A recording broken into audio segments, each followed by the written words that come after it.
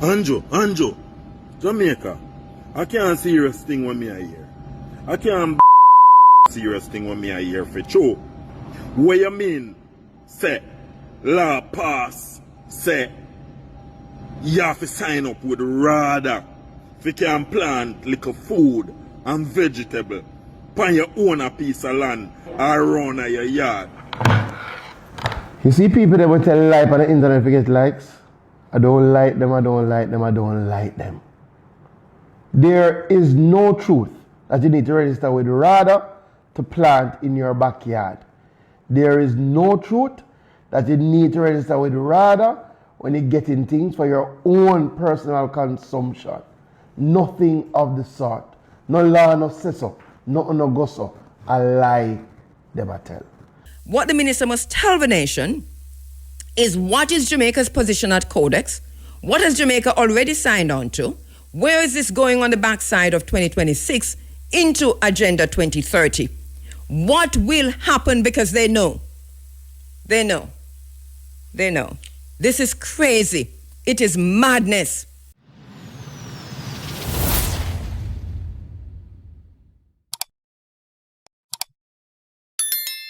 We are remembering this morning the Cuban Revolution. Viva la Cuba. Viva la Cuba. Viva la Cuba. Cold War III in the Caribbean waters. That's the focus of our program this morning. Cold War III in Caribbean waters. The 73rd anniversary of the Moncada Barracks assault and Cuba's enduring revolutionary legacy. July 26, 1953, approximately 160 young revolutionaries, led by Fidel Castro, launched an attack on the Moncada Barracks in Santiago de Cuba. They say the military operation failed.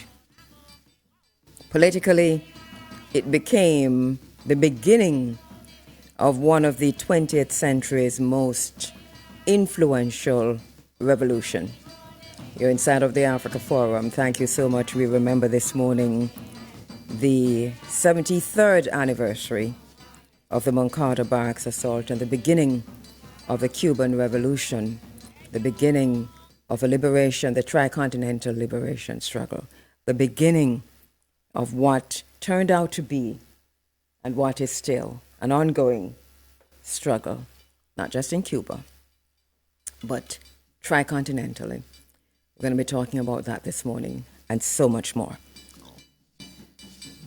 Well, once again, welcome on the 107s, 107.1, all the way to 107.9, on the internet at irefm.net, on your mobile apps, however you're listening to us this morning. Thank you so much for joining us.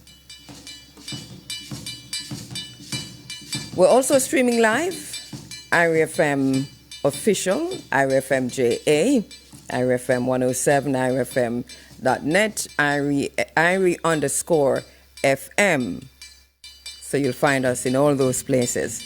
Once again, thank you for joining us from the 7 continents, or 8. Good morning to you, my sister Aldith. We weren't revolutionary. We're seeing you live from the European continent, from the Netherlands. Thank you, my sister. You're inside of the Africa Forum, of course.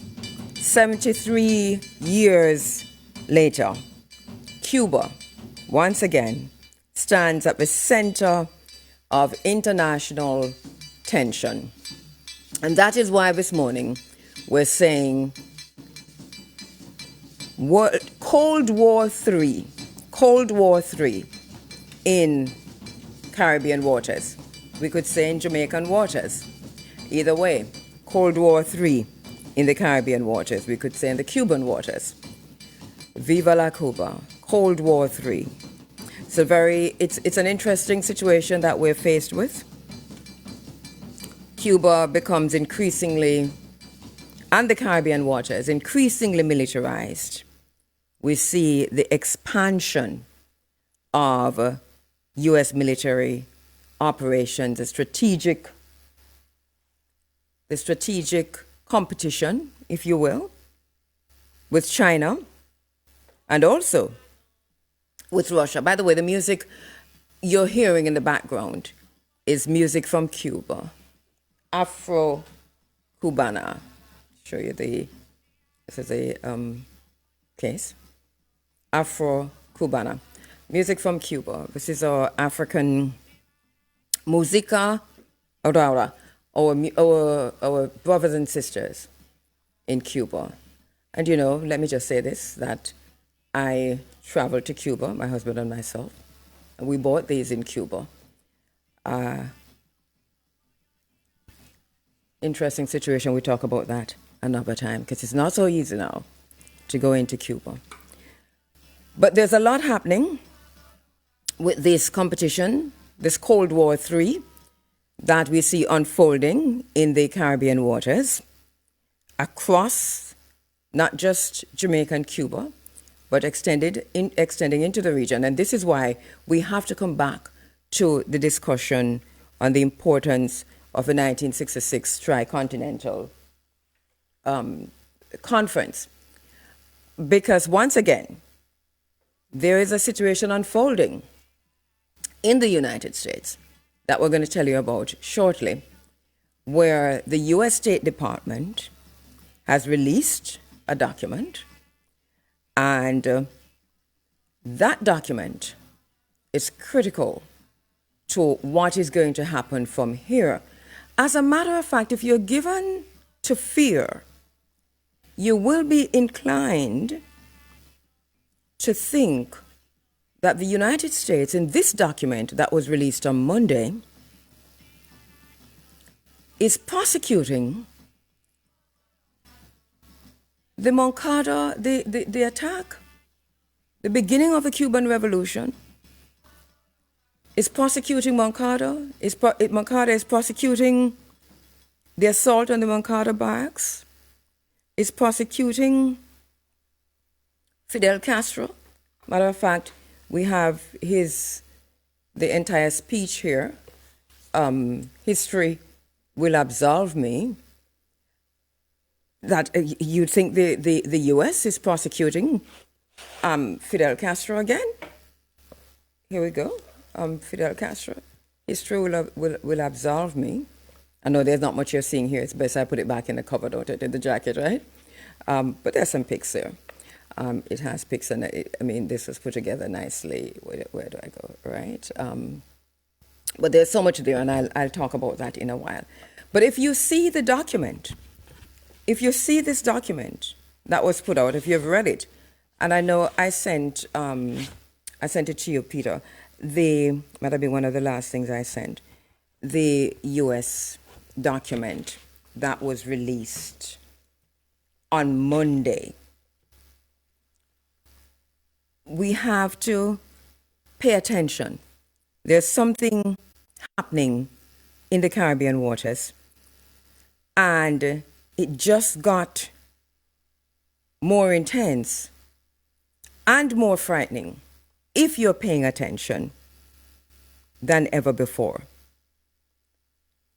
The U.S. Secretary of State have gone on to name out why Cuba is a threat, and they've also gone to lay out what they're about to do. And this is different from what we talked about last week, because last week we talked about the Executive Order 14404. But now we have a whole other situation unfolding where the war on Cuba seems to be more imminent. And that's different from the chokehold.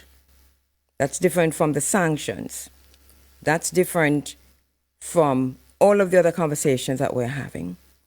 Because the document is entitled Cuba, the Capital of 21st Century Communism. And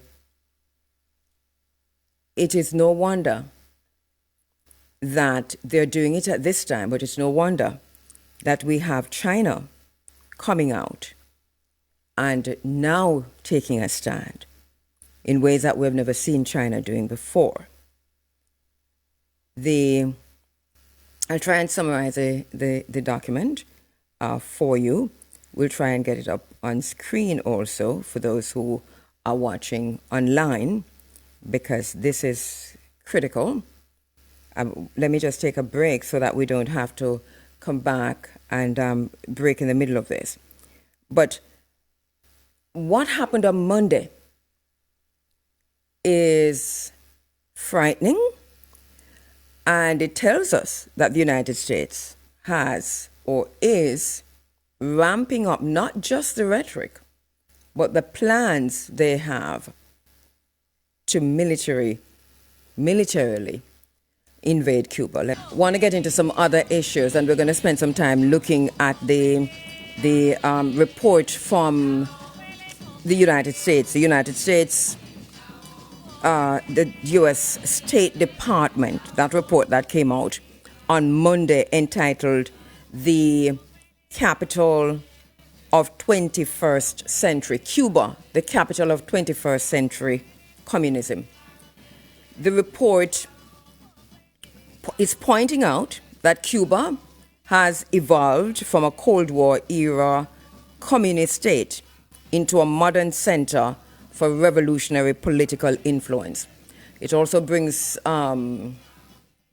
China and Russia into this situation in a very, very serious way. Later on in the program, we're going to have a conversation about that. We have to talk about that.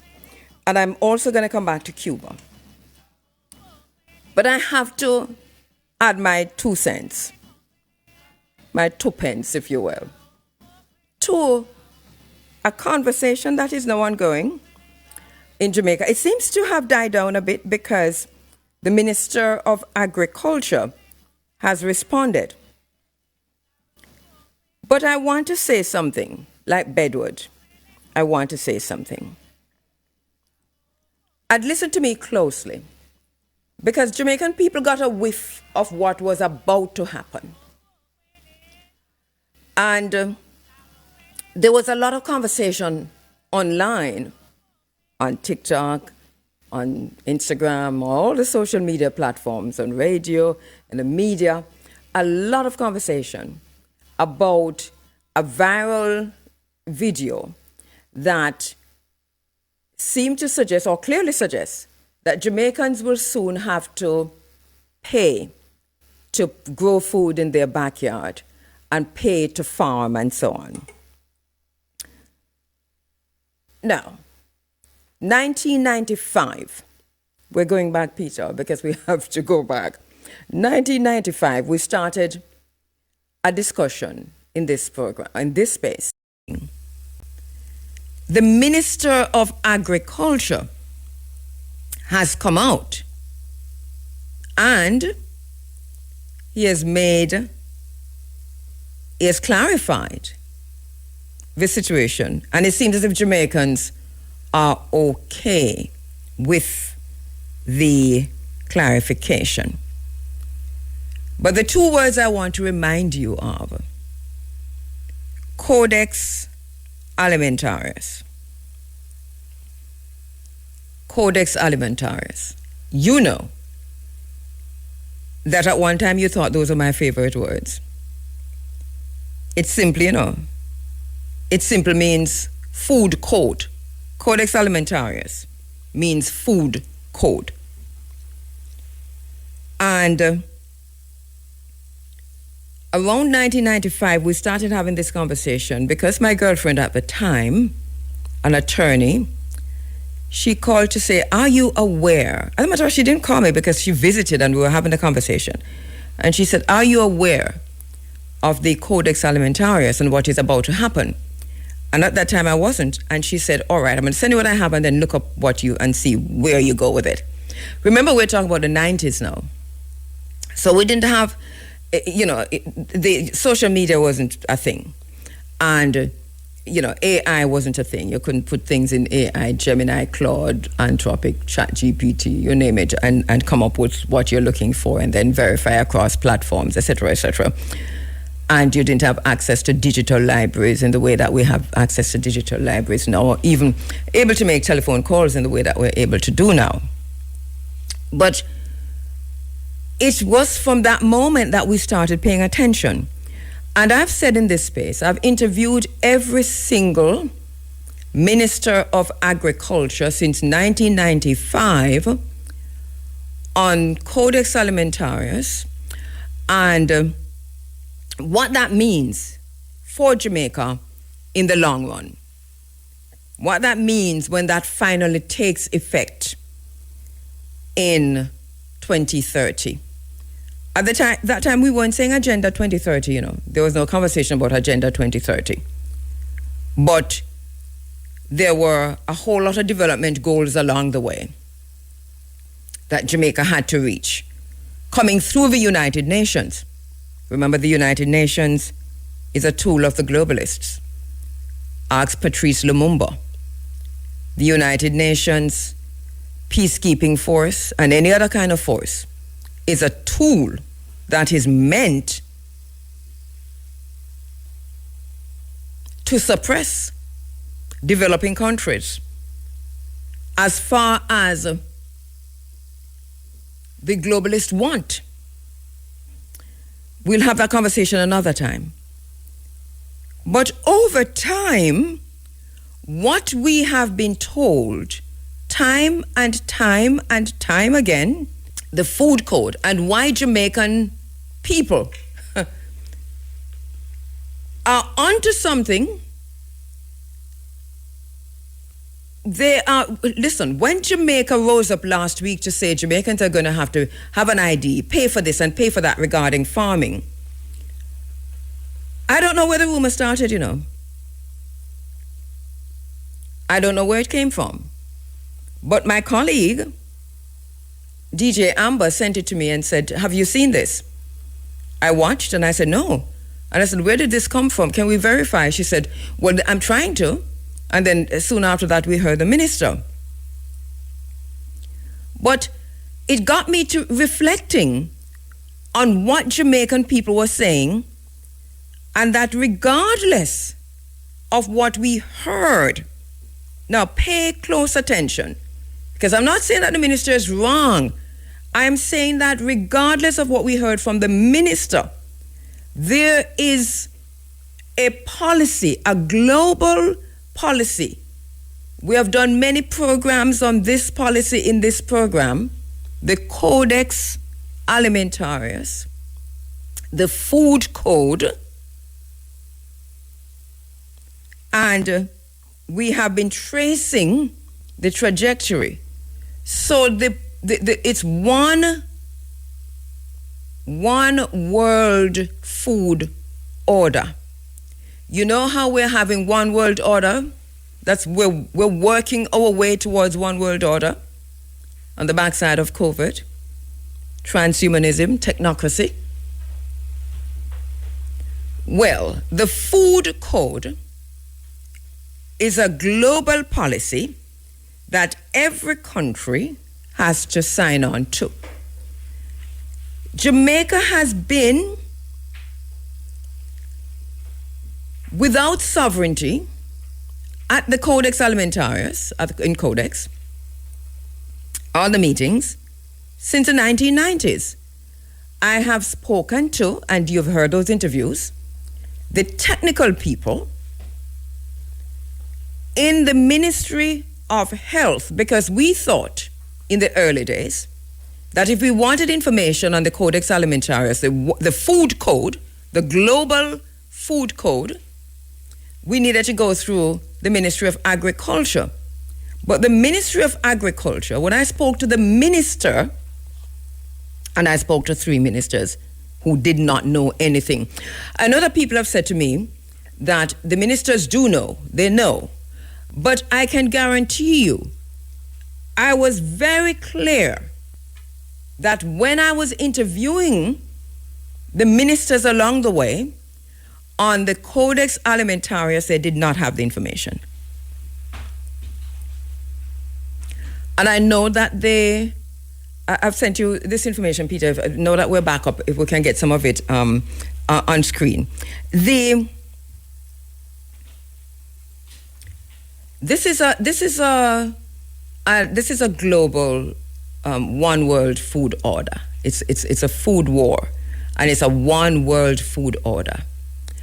And it includes exactly what you hear Jamaican people talking about. Because what it does, it globalizes food standards. As you see, it starts with the ganja, right? Where you can't plant ganja now and think that you're good to go, even if you have your license. You have to plant it according to their standards, even though Jamaican people have been planting the best ganja forever. It's that thing. It sounds simple, but there are a series of meetings coming up in September. Remember, no, this is July. We're going into August. There are a series of meetings, and I can give you the dates, of the Codex Alimentarius, the food code, the One World Food Order coming up in July, which are more or less the final, the big meetings before the Agenda 2030 One World Food Order. But we are far on the way to the One World Food Order already. So the Codex Alimentarius is really a collection of internationally recognized food standards, guidelines, and codes of practice. Developed, they say, to protect, they say, we the people, to protect us, our health. Remember, they also have one world health order too, one health world order, one food world order, one economic world order, one political world order, one techno-colonialism world order. All of that is in place, and all of this happening at the same time. So the primary objectives of the Codex Alimentarius, they say, is to protect consumers from unsafe food. They say that it is to ensure fairness and transparency in international food trade. International food trade. They say it is an harmonization of food standards across countries to facilitate trade. What do they mean by harmonization of food standards across country? One order. One order. And this is why, with these global food standards for health, fair trade and development, according to them, this is why how you farm is going to determine what you can do with the food. And that is why you're going to have to register. That is why you're going to have an ID. That is why you can't just get up and plant. Because it's going to be one order. I don't want to create any panic. I've been talking about this since 1995. So this is not a matter of panic. Is that Jamaican people, somehow, somebody heard something. This is what I am thinking. Somebody heard something. All right, here are some of the things that they say the Codex covers. And for those who are listening online, so you're inside of the Africa Forum. This is Running African. So here's what they say the Codex covers. Food hygiene, food additives, contaminants and toxins, pesticide residues, food labeling, nutrition labeling, biotechnology-derived foods. So you're talking about GMOs, novel foods. What are novel foods? Analysis and sampling methods. You're talking about what we see Bill Gates doing, for example? Import and export inspection. Import and export inspection. Animal feed. Food quality and authentication. Food safety during emergency. Now, remember, Jamaica is represented at the Codex. Codex has been meeting since 1995. They have been developing one food world order. They have been doing this since 1995. And we have been telling you since the 2010s and every other week that if we do not pay attention to the Codex Alimentarius, we're going to wake up one day and just be surprised. The minister has come out and I think he stopped the panic in Jamaica. He has stopped the panic in Jamaica. But there's no need for panic. What there is need for is sovereignty. Is to understand how our own knowledge systems that we've been working with and that we know in the Jamaica, from Wapikil, Philomena and Philip now. We have been saying this from 1995. What is about to happen in the meetings in September will literally they've gone really far, you know. They've been having meetings twice a year or 3 times a year. I interview the technical people under different governments. Remember, this is from 95. And remember, for those who recall, an interview I had where one of the technical persons from the Ministry of Health was very honest. And she came with the government talking points. But during the interview, I said to her, how is Jamaica voting at Codex? And she said, to be honest, Jamaica doesn't have a choice. Jamaica votes with the United States at Codex. Meaning that the one food order that we see unfolding around us, Jamaica has voted for all of it. It is going to include what you hear the Jamaican people talking about last week. It is going to include that. Because remember, we were the very same ones who marched against genetically modified foods, speaking about the Codex Alimentarius. Remember, you know. And remember in those marches we were saying that where we saw America going, it was GMOs. And already countries like Malawi in the early 90s and early 2000s were seriously punished because they refused GMOs. We've done so many programs on this, though. That is to say, we have been warning Jamaica about what was about to come. We have looked at all of this over time. But remember that GMOs, this is how the GMO work.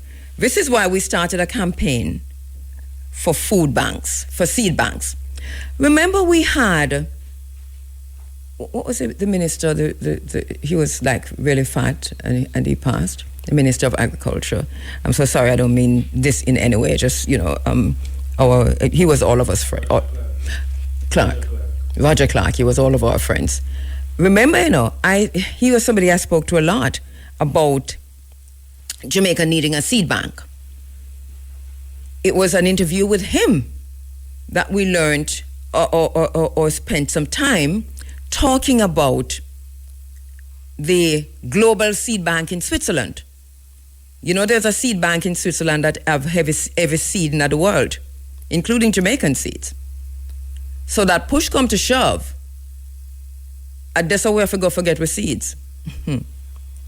So we started the drive on getting seed banks in Jamaica because at the time, through Codex, at the Codex, there was a meeting at Codex where it was determined that we're going to have to now patent seeds. And this was connected back to Monsanto remember the march against Monsanto?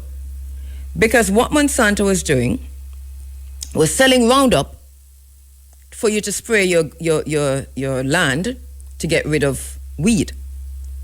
But in the Roundup, there is a chemical, there's a substance in there that kills the land, that ensures that when you plant, after spraying your land with Roundup, say 4, 7, 8, 9 times over a series of years, after a while the land will not yield anything anymore. It is designed to kill the land, to kill the minerals in the land. But there's something that it's also designed to do. Kill weed. But it's also designed to do something else. It is designed to give birth to the patented seeds coming from Bill Gates, Monsanto, and all those chemical pharmaceutical companies that are now involved in food production. Look at your food manufacturers, your global food producers, the big food companies. You're buying the brands every day, and you're not going in to buy Jamaican brands. You're going to buy the big food company brands. But look and see if them same one don't own the chemical companies, and they also own the pharmaceutical companies. They're also in the health business, hospitals, etc. So here we are on the brink of the one food world order, and the food code standards is back on the table. It was never on for most of Jamaica. We've been talking about this for years. You know, Peter, I'm going to say this. I tried to get my colleagues in the media from 1995 to now to cover the Codex Alimentarius, to cover Jamaica's representation at Codex, to cover the global food standards and how they might affect Jamaican farmers and food security. Why do you think that we have had so many programs on food security on this program? From 1995, we started doing programs on food security. And we were saying then that food security is different from food safety. And we weren't talking about food safety, we're talking about food security. And again, we had these conversations with the ministers of agriculture. I remember the Minister of Agriculture, who's still alive now, who, not the current one, I think he was in St. Elizabeth. I remember he came on the program and we had a tug of war because I asked him to come talk about food security, and he was also very kind. I can't remember which party because, you know, people tend to say you're PNP or you're JLP depending on what happened. But for me, it was never about party. It was about information. It was about food security. It was about ensuring that we were prepared for the global food order, the one world food order. And I remember when he came and I started asking him about food security, all his answers were about food safety. And I stopped him in the middle and I said, Minister, we have to make a distinction as a nation between food safety and food security, or else we're getting it wrong. Now, I go back to what's coming out of Jamaica. The people on the internet who last week decided that there was a new order regarding how you farm food, or whether or not you're going to need an ID for food, and what you can farm and how you can farm it. Somebody got a whiff of something, and it's connected to the September meeting. The upcoming meetings. All right. The decision making at Codex is influenced by multinational food, chemical, and pharmaceutical industries.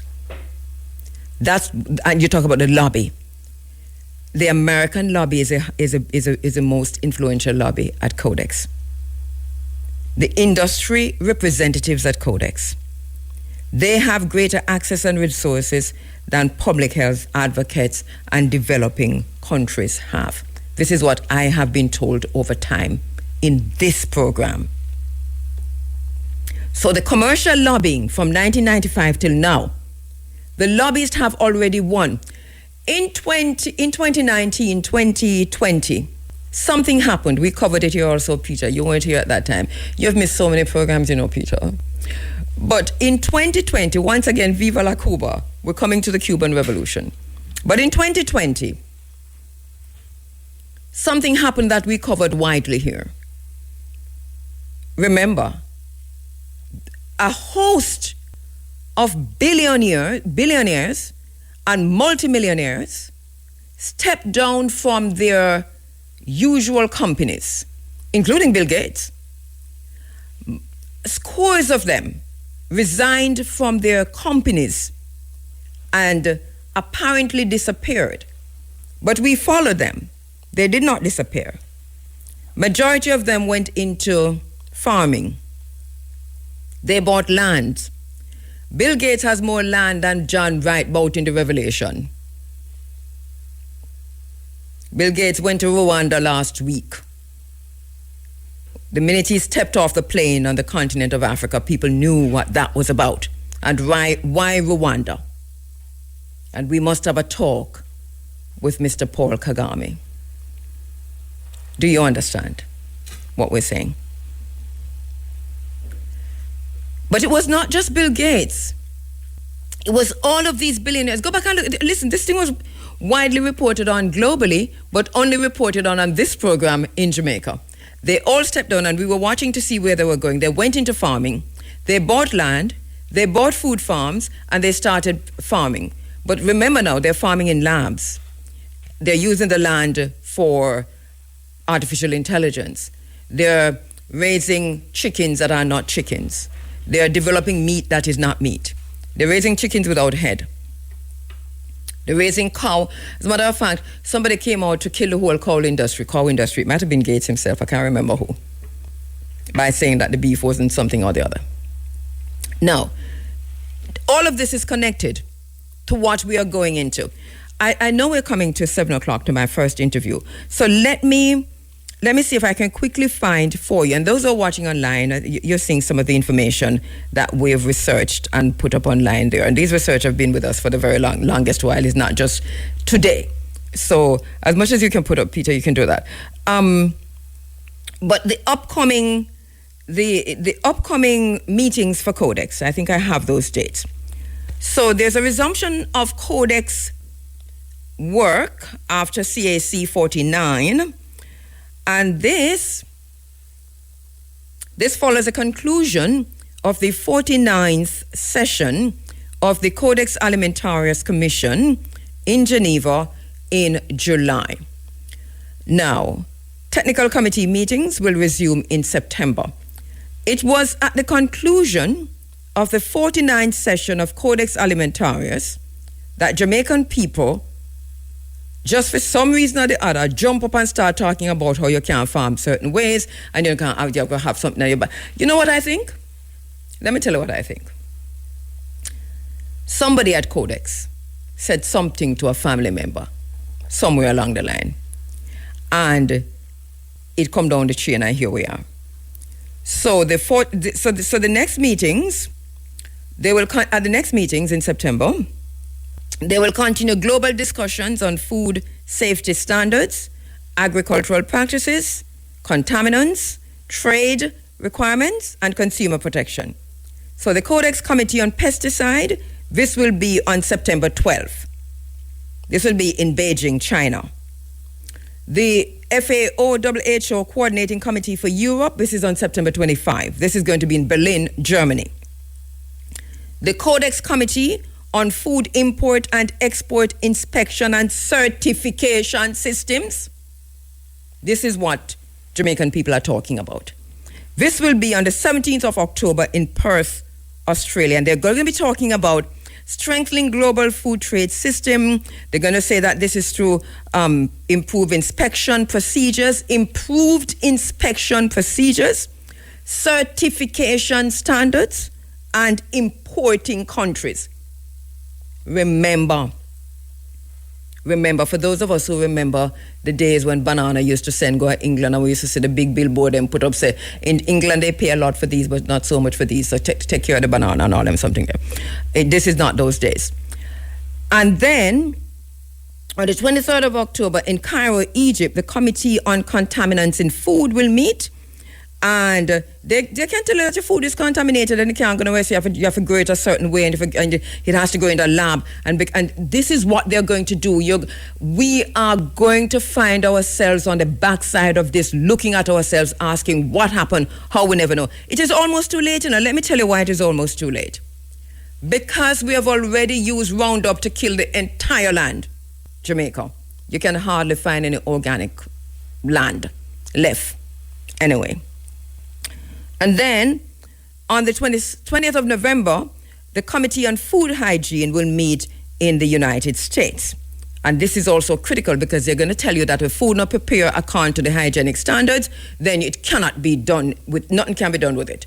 And in that way, you have to register. You have to get an ID. You cannot grow certain things. And you cannot grow certain things right now because you do not have the permission to grow certain things that are already patented by people like Bill Gates. So look up how much patents him have on food, for any kind of food, and come back and let us have these conversations. So the Codex meetings in September, October, November, this now will shape the future international food regulations, the agricultural production. This is what was leaked. This is why Jamaican people are saying what they're saying. It's a leaked document. All right, agricultural production is going to be a global international standard. We are already there, right? Pesticide controls, that means you can't even use your own fall doodle anymore. You have to use for them Roundup thing. Food contamination limits. If you're using fall doodle, then the food is contaminated. It is no longer good. Remember that, so you cannot plant it. You have inspection and certification system. That means, say, if you don't have the certification when you're being inspected, then your thing is null and void and you probably will be imprisoned. We're getting into a dystopian future. This is where we're heading. Public health protections. They're going to tell you that you're growing this food and it is dangerous and causing a damage to the public health, causing danger to public health. The people of Jamaica got it right. The minister came out and said what he said. I'm not saying that he said anything wrong because that might be the status quo right now. But what the minister must tell the nation is what is Jamaica's position at Codex? What has Jamaica already signed on to? Where is this going on the backside of 2026 into Agenda 2030? What will happen? Because they know. They know. This is crazy. It is madness. We are here. Lo, what the ancestors foretold have come to pass. Goodness gracious me, what do? I think we have our very special guest coming up. Let me give you a little bit more. You see, when you've been talking about something ad nauseum for almost 30 years or over 30 years, and then to see it come, it's madness. It really drives me crazy.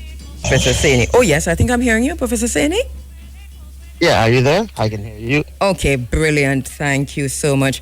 We have the Afro-Cuban music in the background, so you might have been hearing a bit of that.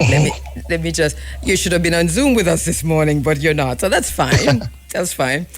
But let me just say quickly, Professor Saini is a Black Studies and Cuba specialist, Black Studies and Cuba specialist, and coordinator of the Black African Diaspora Studies Program. He holds a PhD in history from the School of Oriental Studies at University of London. His research interests are Cuba, international political economy, race and racism, and Black Nova Scotian history, areas in which he regularly lectures and publishes. His teaching and lecturing have encompassed courses on Cuba, Caribbean political economy, political law and human rights, and African Canadian history. He has published articles in several journals and magazines on these themes. He's no stranger to the program. He is the author of the highly acclaimed book, Cuba, A Revolution in Motion, which is being used in many universities overseas. Professor Saini, once again, thank you so much for joining us inside of the Africa Forum. It's my pleasure. Viva la Cuba. We're at 26th of July. This is an auspicious day. This is a day that we cannot forget. We must always remember to celebrate, to observe, and to commemorate. Why?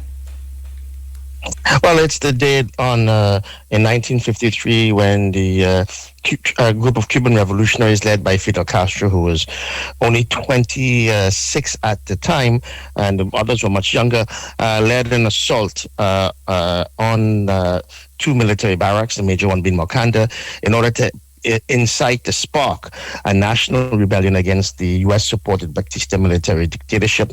And it failed. It didn't succeed, but it initiated the revolutionary wave, or that particular revolutionary wave. And there's been many revolutionary waves in Cuban history, but this one achieved what the other waves in the 19th century and the early part of the 20th century had not achieved, which was to achieve Cuban independence with the triumph of the revolution on January 1st, 1959.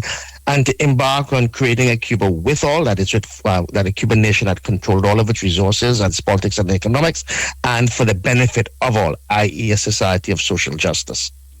We're looking to see what's happening in Namibia. Namibia is hours ahead of us, and yesterday they had a commemoration, and I think we have just a little bit of it, maybe less than a minute, I think, Peter, that we can play for our listeners and for Professor Saini to see that in Africa, because there's a reason why we're doing this, because we want to come back to talk about Cuba's legacy in Africa and why the 26th of July is so important to the continent of Africa. Tell me when we've got that, and you can go ahead. All right. So in Namibia, we saw this happening. Obviously, this commemoration is also, and the date has come, 73rd anniversary of this date, the beginning of the Cuban.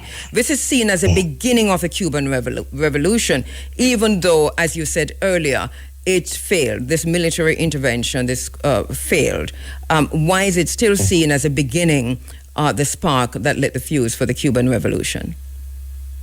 Well, because it basically demonstrated that there were a generation of Cubans at that time, and in fact, 1953 marked the 100th anniversary of the birth of Jose Marti, sort of like the mentor of the Cuban nation, the author of Cuban independence in the 19th century, and so it's seen as basically mobilizing, galvanizing a whole series of youth to actually challenge the Batista dictatorship and to try and create a Cuba, as I said before, that was not only independent, sovereign, that exercised the right of self-determination, but basically was focused on social justice. So what happened was Fidel Castro, there were the attack failed for a variety of reasons.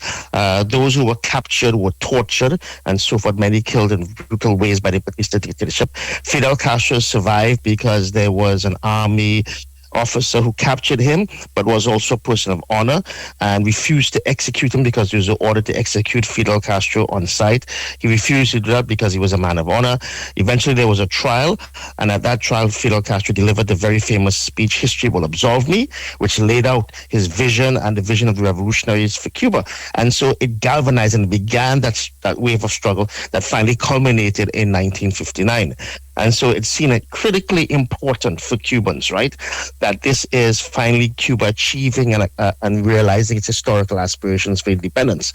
And if anyone looks at Cuban history and looks at the Cuban revolutionaries, they also see themselves not just rooted in 1953, but rooted in the tremendous independence struggles of the 19th century. They often say our revolution began on October 10th, 1868, which began what was called the 10 Years' War, their first gigantic attempt to throw off the control of Spain. And they also point to the indigenous struggles of Hathaway resisting Spanish colonialism back in the 16th century, and a number of slave rebellions of enslaved Africans, right, trying to overturn slavery.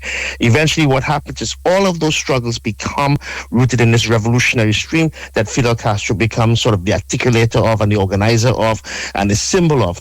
In the 1950s, 53 being the Moncada attack, 56 being when he returns from Mexico, having been put in exile in Mexico, returned in with a group of guerrillas who are going to wage the struggle of revolutionaries, they're going to wage the struggle, finally culminating in 1959. It's important because that then sets in train not just the triumph of the Cuban Revolution, but what this remarkable island nation will do on the world scale. You've mentioned Namibia. Already Cuba played a central role in the struggle in Southern Africa to overthrow apartheid, and part of that was playing a central role in gaining Namibian independence. And we can talk about the Cuban medical internationalists across the world who've played an incredible role in the trenches of disease, right, of improving people's lives. And we can talk about Cuba's voice as an incredible voice of sanity. You mentioned, I was listening to your comments about what's happening around food, and you talked about an emerging dystopia. Cuba's been one of the most powerful voices against this emerging dystopia that is threatening humanity. So Cuba achieves a significance beyond its geographical boundaries that is truly immense. It becomes a symbol, it becomes sort of like a reference point for the kind of world we want to build of social justice and so forth.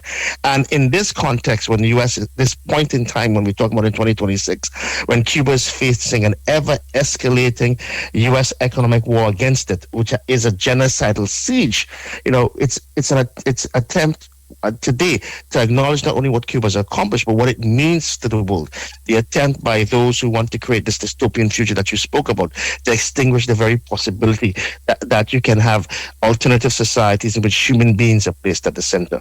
It is an important day for us today as we mark July 26th, the beginning of the Cuban Revolution.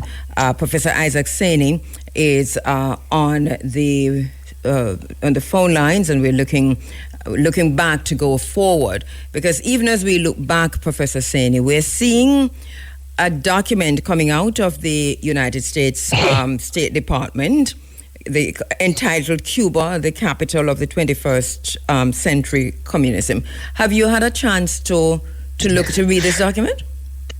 Yes, I have. I read it a couple of times, and it's a very malign document. It's full of all sorts of falsehoods. But it's also a desperate document by the United States, because there's a generation of youth in the U.S. for whom whatever one thinks about socialism and communism, whatever the debates about those terms, what do they mean, and so forth, those terms are no longer an anathema.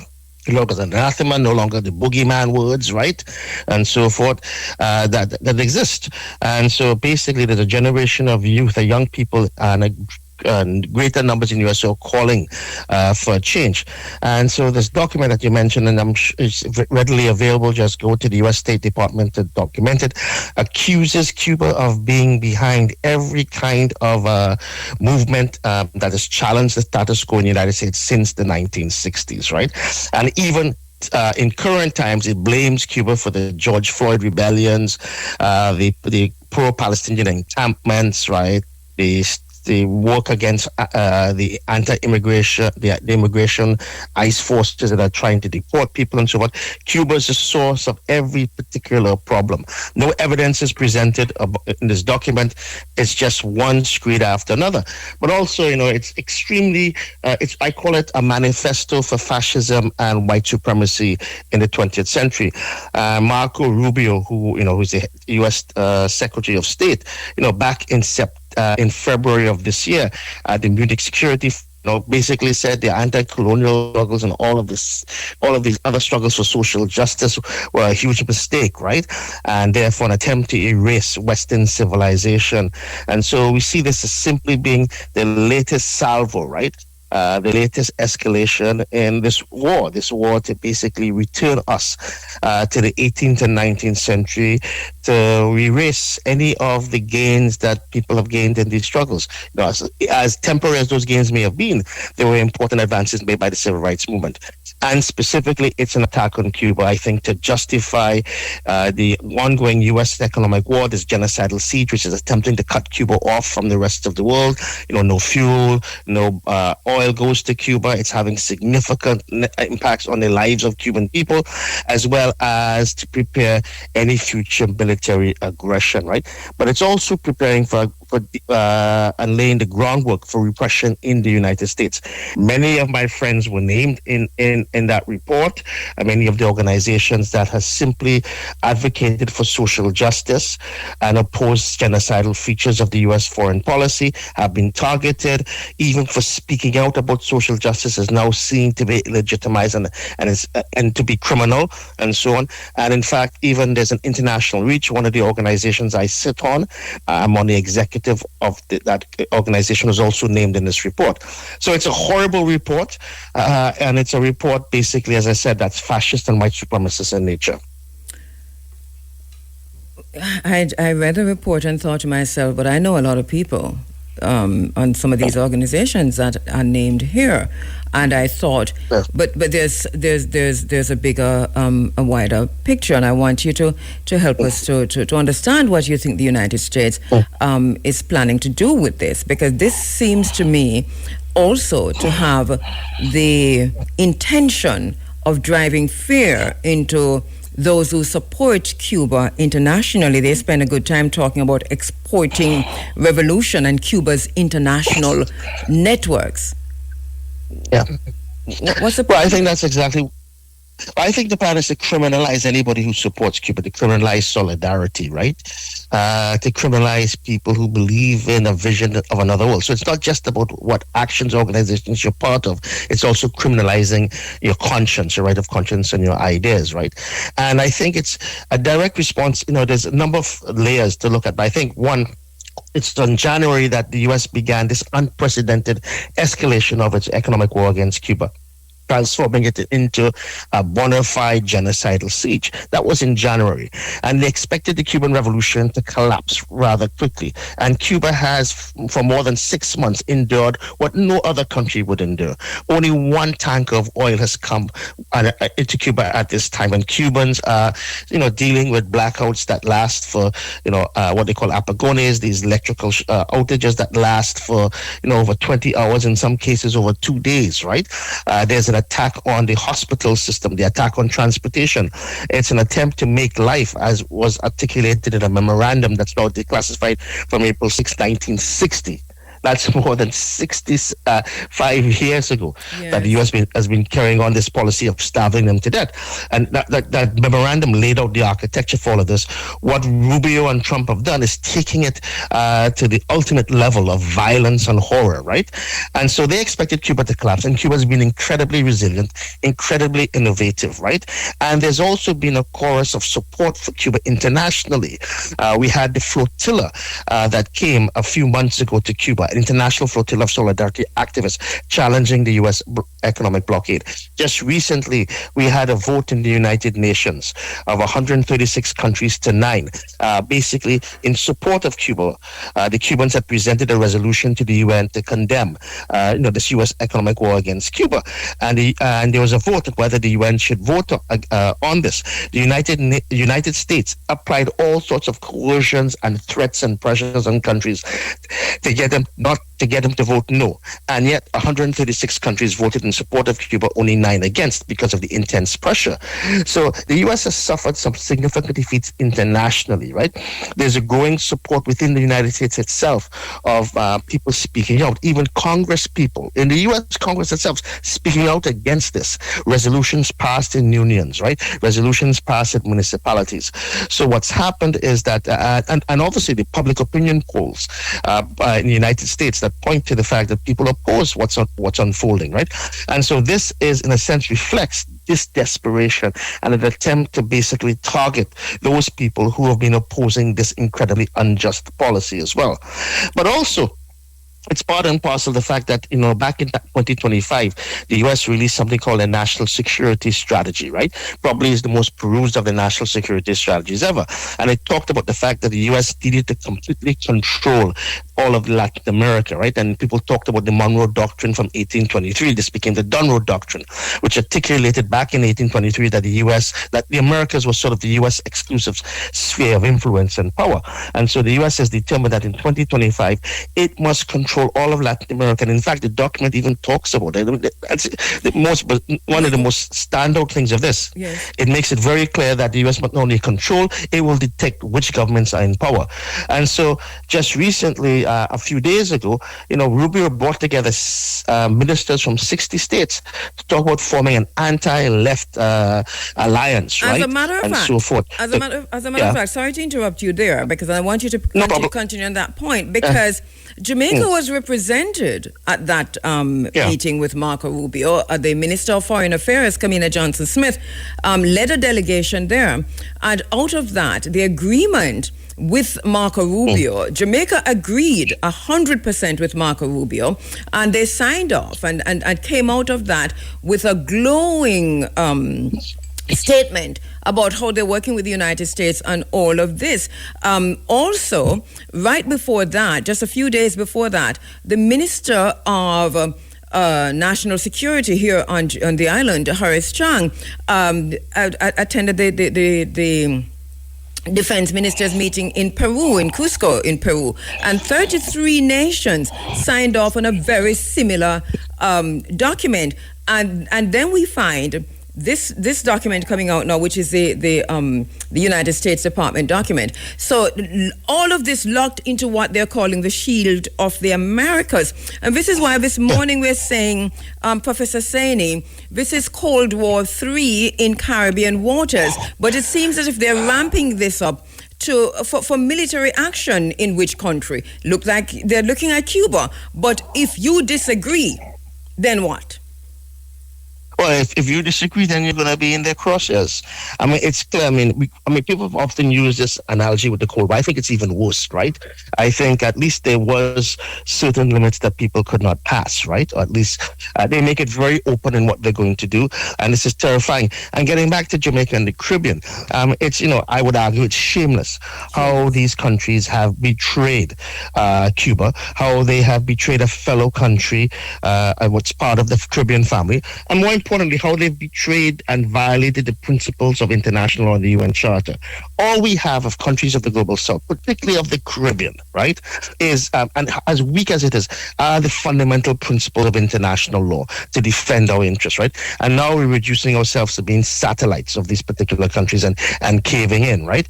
And so, and caving into basically the normalization of what is a genocide that's unfolding against Cuba, waged by the United States. Basically, they're sanctioning that, they're legitimating that. I was in Jamaica. I was at the 50th conference of the Caribbean Studies Association. It was hosted in Kingston. And I remember having a meeting with P.J. Patterson, with a group of colleagues of mine, and he pointed out that, what's unfolding in Cuba is a slow genocide, right? And he's been a very important voice, talking to diplomats that something must be done, right? Not only to defend Cuba, but also to defend the Caribbean. Defending Cuba is defending Caribbean solidarity, right?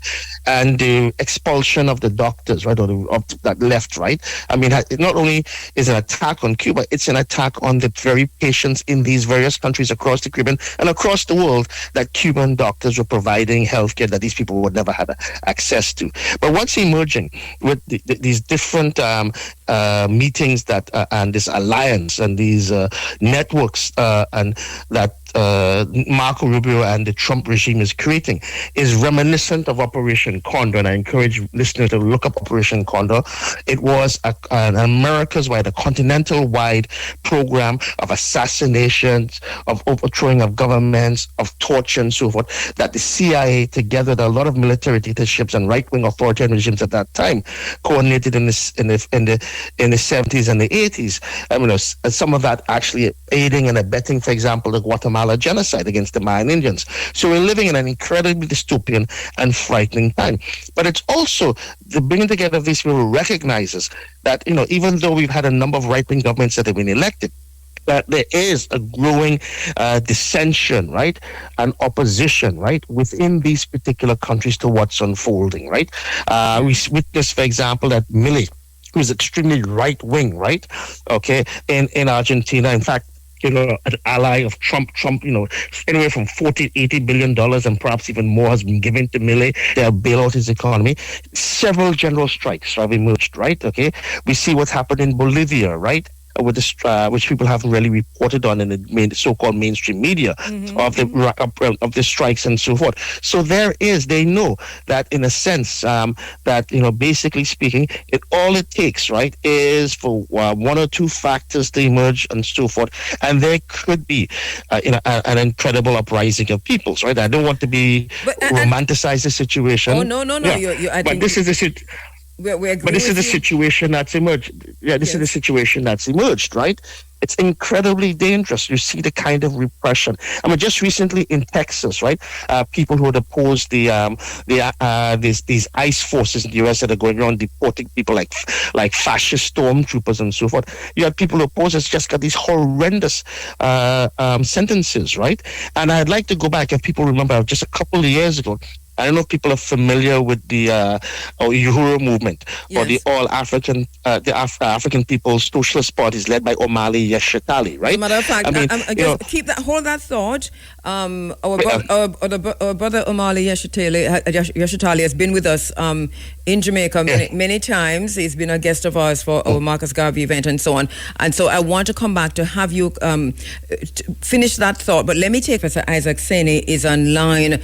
We're talking about Cuba this morning, of course, on this very, very important day, Sunday, July 26th, 2026, 73 years since the start of the Cuban Revolution as it became known, led by Fidel Castro, Che Guevara, and the entire team of warriors and revolutionaries, some of whom ended up going into the continent of Africa, going into Tanzania, launching attacks against Mobutu Sese Seko in the Congo, going into Algeria. We're talking about Angola, South Africa. There's just so much there to unpack Cuba's legacy on the continent of Africa. Professor Sene, just before we went to the break, you were talking to us about our beloved brother Omali Yeshitela, and the Uhuru movement. So let's pick up from there. Yeah, no, I just wanted to point out when this, that was like one of the first shots in this latest phase of repression, because he was charged with being a foreign agent of another country, and it was the fact that African Americans would not be organizing, there wouldn't be a Uhuru movement, which has done a lot of very interesting work and very empowering communities and so forth, that they could not recognize their own oppression, right, their own exploitation, right, their own state repression, unless somehow somebody from outside had stirred them up. And this is the whole anti-communist troop from the going back to the beginning of the early part of the 20th century, where African Americans, for example, would not be rising up, would not be organizing for their rights unless somebody had told them, right, to do so, because they're incapable of their own agency and critical thinking. I remember saying to people, at that time, this was an opening shot, and that people should rally around them. Whatever one's position on the particular politics of the Uhuru movement or the All African People's Revolution Socialist Party, the African People's Socialist Party, and so forth. And I've met and had various discussions with Brother Omali. I think he's incredibly insightful, right? Yes. I said you had to stand with him. This was part of the beginning of state repression, right? Yes, and we see it now escalating, right? And of course, I always pointed out that when people talk about the rise of fascism in the United States, they don't talk, like, African Americans have lived under fascism and terror, right? From almost the very beginning of the colonization, right? And so forth. So anyway, so that was, and African Americans tend to be sort of, and African, the canary in the so-called mine, to use that old cliche, right? So we see this repression unfolding, and we see increasingly with the austerity in the United States, the neoliberalism, the incredible shall we say, increase in military spending can only be done at the cost of cutting all sorts of social programs. And we see that unfolding in the United States. And that is creating a basis for resistance. And with, whatever people may think of Mamdani was elected in New York, whether is he a real socialist or not a real socialist, people on the left debate this. The point is that the word socialism is no longer a word that is supposed to be hidden away. people are these ideas of a society in which the wealth should benefit the people are becoming common currency. And so I think this whole document, this whole thing that has been happening, these meetings that Rubio has been having, the final publication of his document, and we could go on and so forth, are part and parcel recognizing that there is a growing group of people in the United States who wants the United States to be very different, whatever the impact of MAGA and the constituency that Trump is speaking to. And also that Latin America, this right-wing hold on Latin America, these governments, is not, I would argue, as firm as they like to believe. Yes. One of the things I want to bring in, especially because it has particular significance to Jamaica and other Caribbean countries, Latin America, continental Africa, we're talking about tricontinental, if you will, is China. Yeah. China in Jamaica, China in Latin America, China in these waters. Because the document we spoke about earlier has also linked the China, 3 China-linked spy states. And they say the U.S. State Department, right, in this report, have alleged that China operates 3 intelligence collection facilities in Cuba. Russia, it says, operates 2, with some facilities reportedly managed jointly with Cuban authorities. The report also described them as among Beijing's and Moscow's most important overseas listening post. I'm stressing this and underscoring this because we heard Carrie Lake, who is the U.S. ambassador to Jamaica, in her testimony to Congress before she got the post. I think she's got it now. One of the things that she highlighted and pointed out was the extent to which America was concerned about China in the region. Of course, that has to do with the whole maritime situation, but much more. And this is why we go back to Cold War III. And you say it is beyond this. It's gone beyond what we saw in the Cold War leading into World War II and even outside of World War II. But what is the significance of foregrounding China in this way, accusing China of spying and having spy capabilities on Cuba and within these Cuban waters, which is these Jamaican waters, China itself being so involved in Jamaica? What do you think is the significance of this, not just for Cuba, but definitely for Cuba, but for all of us within the Caribbean when we see America going in this direction? Well, I think there's about 3 or 4 points I'd like to make. First of all, in regards to Cuba, I mean, nobody, and it's been discredited that there are any Russian or Chinese spy bases in Cuba, okay? And I mean, there's no evidence they actually present, it's just innuendo. The second point, the U.S. has military bases and spy bases across the world. I think it's over 700 military bases across the world, right? And they claim that's their sovereign right. So Cuba has its sovereign right, if it's so decided, to basically decide what happens within its own territories, right? The third point is that I think it's important to understand that in terms of the geopolitics, that even going back to the Biden government, the Biden administration, right? Blinken, who was the Secretary of State at that time in the Biden administration, declared that the front line of struggle against China was Latin America, right? And it was under Obama that we had the so-called pivot to Asia, where it was recognized that China represented the most significant rival to the United States, economically, right? I mean, and so this issue began the idea that obviously if the U.S. is going to remain the world's dominant power, its hegemon, right? In so many ways, economically and so forth. You know, China was representing a challenge. Now, we can debate over China has a significant presence in Africa. We know Africa has the world's greatest resources, right? And people have spoken about a new scramble for Africa. And people can debate about the nature of Chinese law, investment. People argue it's about Chinese national interest and so forth. But the Chinese offer loans on much better rates, right? And much better terms than the West does, right? Because the West, I mean, it's like the argument is it's better to be exploited by the West, by the European world or the European derived world than it is by the Chinese. Well, China has a win-win strategy. That's what they called it, going into Africa and going into the Caribbean. However, it's working out. But that's a strategy they use. Tremendous tremendous investment. Right. And so suddenly the United States realized that, particularly in Latin America and the Caribbean, it's so-called backyard, right? And I remember Biden one time said, well, no, you're not our backyard, you're a front yard, right? So you belong to us anyway, right? Yes. Okay, like he thought that was a positive development. That this is an attempt to assert U.S. Hegemony, right? Yes. And what the U.S. has, right, is, obviously many people have written about this, also the economists, that the U.S. now is a declining economic power regarding China. It's still the most powerful economy in the world.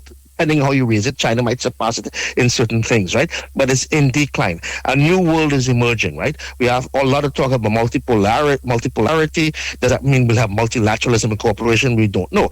And so the U.S. now is attempting, and it's become very clear in so many documents that have been published by various think tanks that are very influential in the United States, from the Pentagon, that in order for them to be prepared to challenge China on an international level, they have to solidify U.S. dominance in the region, right? In Latin America and the Caribbean. And so they want to expel Chinese investment. They want to expel, whatever role China plays, right? And so what they're doing in terms of, particularly back to Cuba, by demonizing Cuba, they're demonizing Cuba for two reasons on this question of China and Russia, to transform it into a U.S. national security question. So they can justify an invasion of Cuba. And of course, Cuba also represents the unforgivable example that you can have a society that is very different than the dog-eat-dog and cruel societies that exist within the United States, right? So there's all of these things mixed into this, right? But what we're seeing is the geopolitics, right? And the geopolitics of basically stopping the rise of a multipolar world, stopping the decline of the U.S. from being the hegemon, right? And quite often this can lead to war.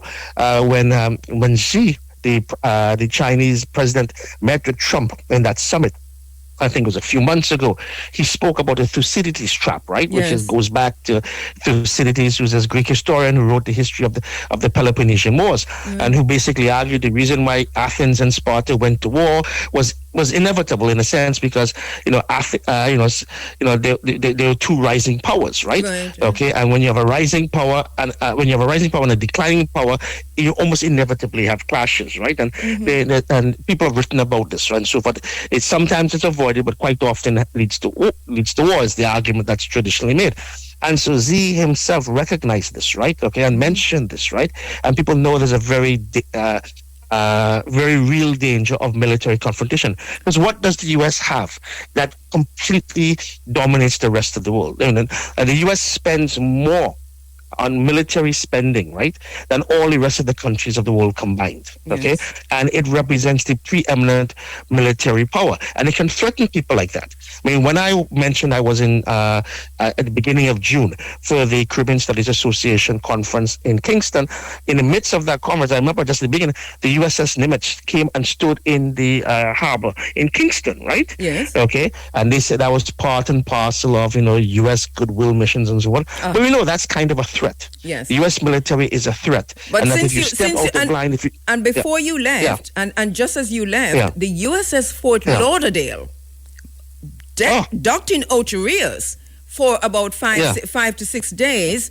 And we know the USS Fort Lauderdale actually carries aircrafts and actually carry military personnel and actually carry people for war. And that was in Ocho Rios. And as long as it was in Ocho Rios, for those 5 days or 6 days, no cruise ship came into Ocho Rios Pier. And this is what I want, just so you understand what has been happening. But let me interrupt you. Sorry, let me take a quick break. This one is very quick. Safe, reliable, great value. Always buy from an authorized IGL dealer.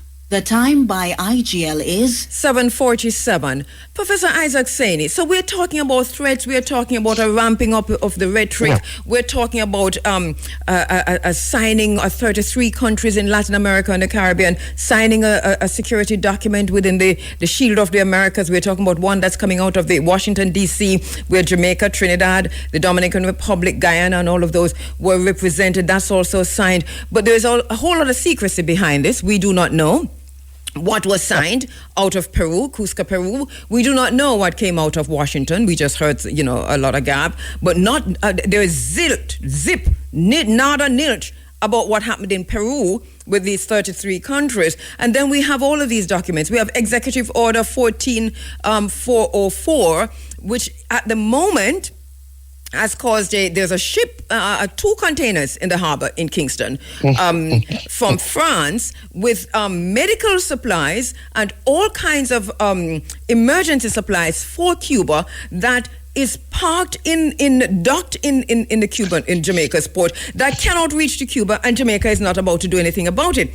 So all of this is happening, and in the 5 minutes that we have left, what is the meaning of all of this, and how do we prepare for whatever they're about to do? What do we have at our disposal? Yeah, I mean, you mentioned that friendship. There was also a ship that was actually unloading supplies in Cuba, medicines, and left before it was finished. Goodness. Because of these sanctions. So what we're facing is the normalization and routinization of genocide, right? And we saw it in Gaza, it's in DRC, in the Democratic Republic of Congo, in the Sudan, and now we see it in Cuba. And it's basically, I think, demonstrating to people that if you step out of line, we will impose collective punishment. We will impose such horrors on you, right?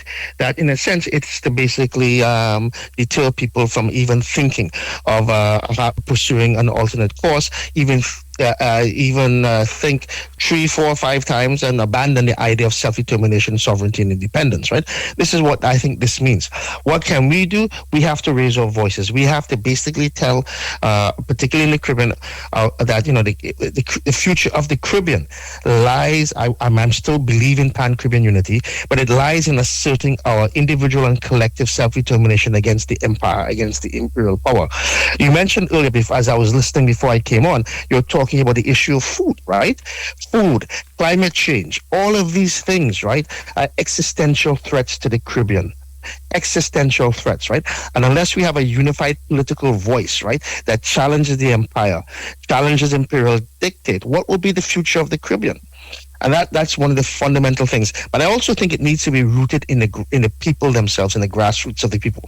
And one of the things that stood out for me was that while I was there, and this USS Nimitz stood in the harbor, Kingston Harbor, and everybody I met, and so many Cubans I met, and I was talking to taxi drivers and so forth, right? Yeah. They were so upset over the betrayal of Cuba, which they saw as family, right? And they were so upset about the fact that Jamaican, and by extension Caribbean independence, when we look at what's happening in Trinidad and Guyana, had been shredded, right? Okay, and people worry about the future, and I think it's important that I don't have answers for this, but I believe, and I've always passionately believed in the ability of people to collectively organize and to express their right to self-determination, their own agency in fighting to create a better world. We face dystopian times, but there's always hope, right? And this latest document by the United States, by Marco Rubio, is not only drips with venom, drips with incredible dangers, not only for the people of the Caribbean and Latin America, for the people of the world, and particularly for the people of Cuba. But it's also an act of desperation, because people are resisting at all levels of society in the United States, at all levels across the world, in so many, very many ways. And I believe in that resistance. I believe in the vision of a better world. And one of the things, that as I prepared for this program, and as I've been, really doing a deep dive since we have this escalation against Cuba, this chokehold on Cuba, is how close. I mean, Cuba is our neighbor. You're talking about parts of Cuba closer to Jamaica than parts of Jamaica is close to Jamaica. This is the thing. You're talking about a Cuba where our ancestors are also from. My grandfather is Cuban. I should put his picture up on the thing. Rita Marley, who celebrates her birthday yesterday, 80th birthday, was born in Cuba. Mortimer Plano, who is one of the stalwart of Rastafari, who cleared the path for the Imperial Majesty Emperor Haile Selassie when he landed in Jamaica in 1966, and we're talking about 1966. That date also, he's also born in Cuba, but that date 1966 represents also that tricontinental meetone that Fidel Castro called in Cuba. And even within this report, they have gone back to that tricontinental, because it's phenomenal. to see what they have done and the deliberateness of it. But how important is the Tricontinental Conference still and that coalition in dealing with the situation ahead of us? Yeah. No, that was an incredible gathering of revolutionaries, the largest gathering of revolutionaries and progressive thinkers. Amilcar Cabral, the celebrated African revolutionary, gave a very famous speech called Theory as a Weapon, right? It was an incredibly important thing. But I want to make one point. It's interesting that, it was hosted in Havana, but the actual intellectual author of that was a guy from Morocco, Mehdi Barker, right? Who never got to see the conference because the CIA and the Moroccans and I think the French conspired to kill him and dissolve his body in acid. That's how terrified they are of oppressed and exploited people coming together to try and overturn the oppression and exploitation and create a better world. But this whole point is that when you read through that document, it's as if there's no objective conditions in the United States that breed oppression. I mean, African Americans don't need somebody to come from outside to say that they're oppressed and exploited. Don't need to have somebody come and tell them they need to organize, right, to fight for a better life and so forth. But this is the United States trying to legitimate, an emerging fascist and a re-strengthening and a reinvigorated white supremacist order. In the meantime, finally, Professor Isaac Saini, what's the condition in Cuba today? Do you know? I know you have the network that you're tapping into. We're also talking to people. But what's the condition today regarding the blockade? It's a very difficult, very dire circumstance. People are without electricity for incredible amounts of time. Food can't be transported because there's no fuel quite often to do that. It's in a sense, it's an attempt to create conditions of desperation and starvation among the people. That being said, as extremely difficult and trying as those conditions are, you also see the Cubans, right? Both, the government and the Cuban and the society coming together, right? Sharing what little they have among the many, right? And being incredibly resilient and ingenious, right? In how they meet this incredible crisis. And also on top of that, there's this incredible, move to solar power in the economy and to more renewable sources of energy and so forth. Mm-hmm. So it's both one of crisis for Cuba, it's no doubt about that, one that's an existential threat to the Cuban nation, but it's also one where the people continue to resist. And that resistance is unacceptable to the U.S. empire. And if it happens to Cuba, it happens to us. There is no distinction between Cuba and Jamaica. Thank you so much, Professor Isaac Saini. Viva la Cuba. Long live the revolution. Viva Cuba. Thank you so much for having me. Thank you so much. We're paying attention. Just before we go into the break, the document you hear us talking about, Cuba coming out of the U.S. State Department, Cuba, the capital of 21st century communism, it's called. It links China in a way that Jamaica has to pay very, very close attention. And I was you heard the discussion with Professor Saini and myself just now. That it links China in a way that's phenomenal. Let me see if I can take you through some of this that it has said about China. So I told you before that it says that China is operating this is from the U.S. State Department, released on Monday, this document that they say is very important to what the next steps that America will take within the Caribbean waters under the shield of the Americas. That includes the third country national or the third country deportees. I think we're taking too many things for granted. We're caught up in whether it is Audrey Marks or Andrew Holness or Horace Chang. That is a load of something that is not worth discussing. That is a distraction. We must pay attention to the shield of the Americas, because it's not just one thing that's coming out of the shield of the Americas. The deportees that they're sending to every country within the region, this is being done within the framework of the shield of the Americas. But that's just one thing. Here is another thing. So this document has come out of the U.S. State Department. It's tied to the security, the counterintelligence. You remember that document that we, a few months ago, we carried, Peter had on the screen for how many days in a row, U.S. counterintelligence strategy in Africa, in the Caribbean, generally in the world, and we told you go and read it. We read it and we kind of did some summary of it for you and told you what the plan was for Caribbean and Jamaica and the region. So quickly, the new U.S. allegations, the U.S. State Department alleging that China is operating 3 intelligence collection facilities in Cuba, while Russia is operating 2. And they're saying that some of these are jointly operated with Cuba. Think about this, what this means. It also says that Russia and China, that their most important listening posts are in this region, in Cuba. They've also said, according to the U.S. assessment, Cuba contains 18 known signals intelligence sites,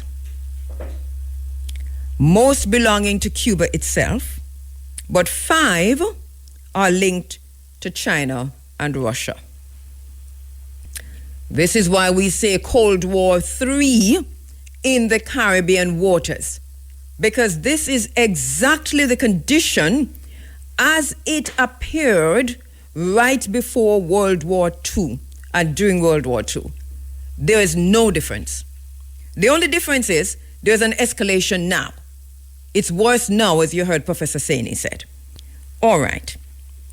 I'm going to go to my next interview, but let me just do I'm going to come back. I'm taking a quick right back to our next interview shortly. But the document has also said that the purpose of the facilities in China, that the alleged China links facilities in Cuba, that these facilities that they have identified in Cuba are to monitor U.S. military communications. Jamaica must pay attention.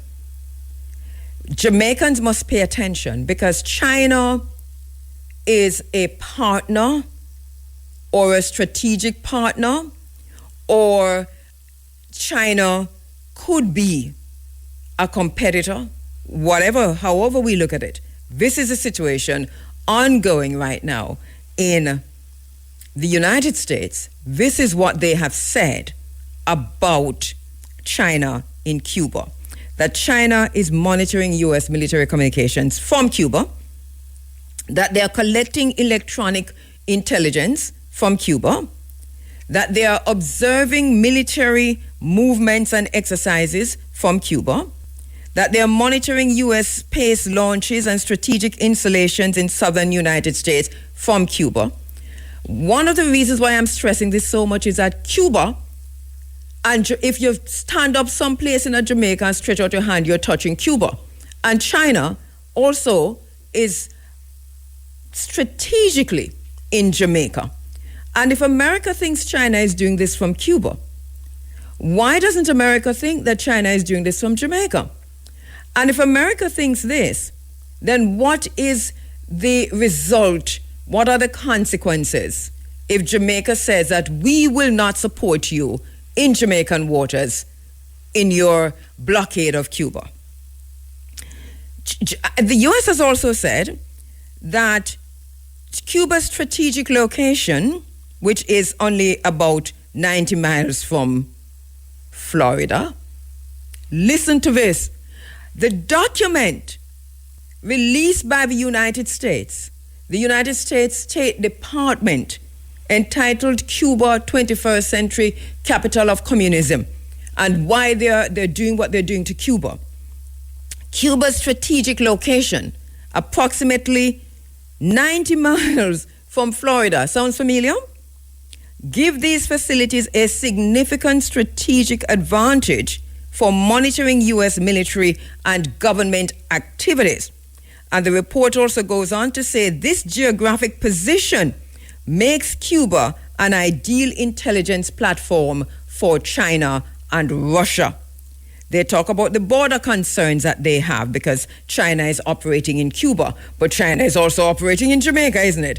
They talk about connection to building on previous satellite image analysis, and that what they're seeing coming out of Havana, and that China is upgrading its intelligence facilities. They talk about the political context. The report coming at a time when the U.S.-Cuba relations and increasing U.S.-China strategic competition. And I am saying that what we're seeing is from Jamaica, from this end, is Cold War III in Jamaican waters. All of these areas that we're here talking about. Kamina Johnson-Smith, the Minister of Foreign Affairs, was in Washington, D.C. a few days ago at this meeting where Marco Rubio, this document came out of that meeting, where Marco Rubio, and last week we played Peter Miller, talking about left-wing domestic terrorism. We had the mayor of Lauderhill saying how serious this was, right? Kamina Johnson-Smith, the Minister of Foreign Affairs, was there.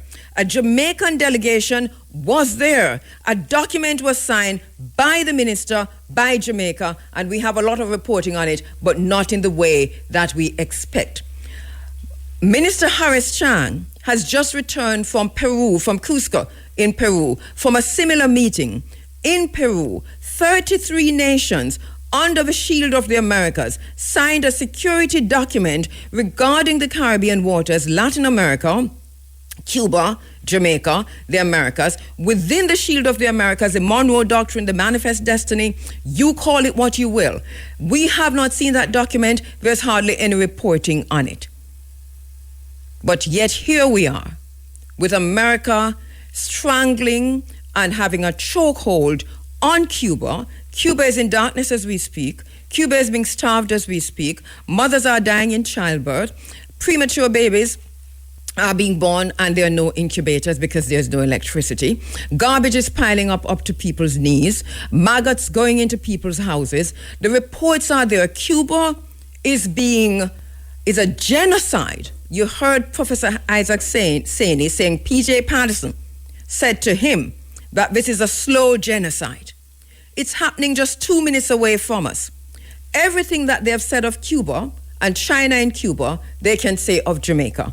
And yet here we are being unable to do anything about it, or unwilling. Because if we take a stand, then what does that mean?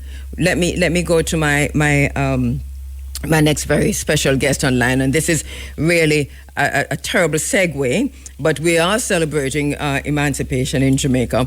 Granted, the promise of emancipation is still not yet fully realized, but we're celebrating it because our ancestors did what they needed to do to take us to this point, and it's up to us to take it to the next point. Festival song now carry go there. So no matter how much you jump up in Naga carry go there.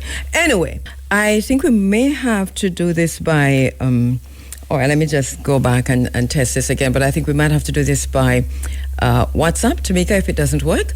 Let me try and see if we're hearing you now. Beck, are you hearing me? No. Is your micro?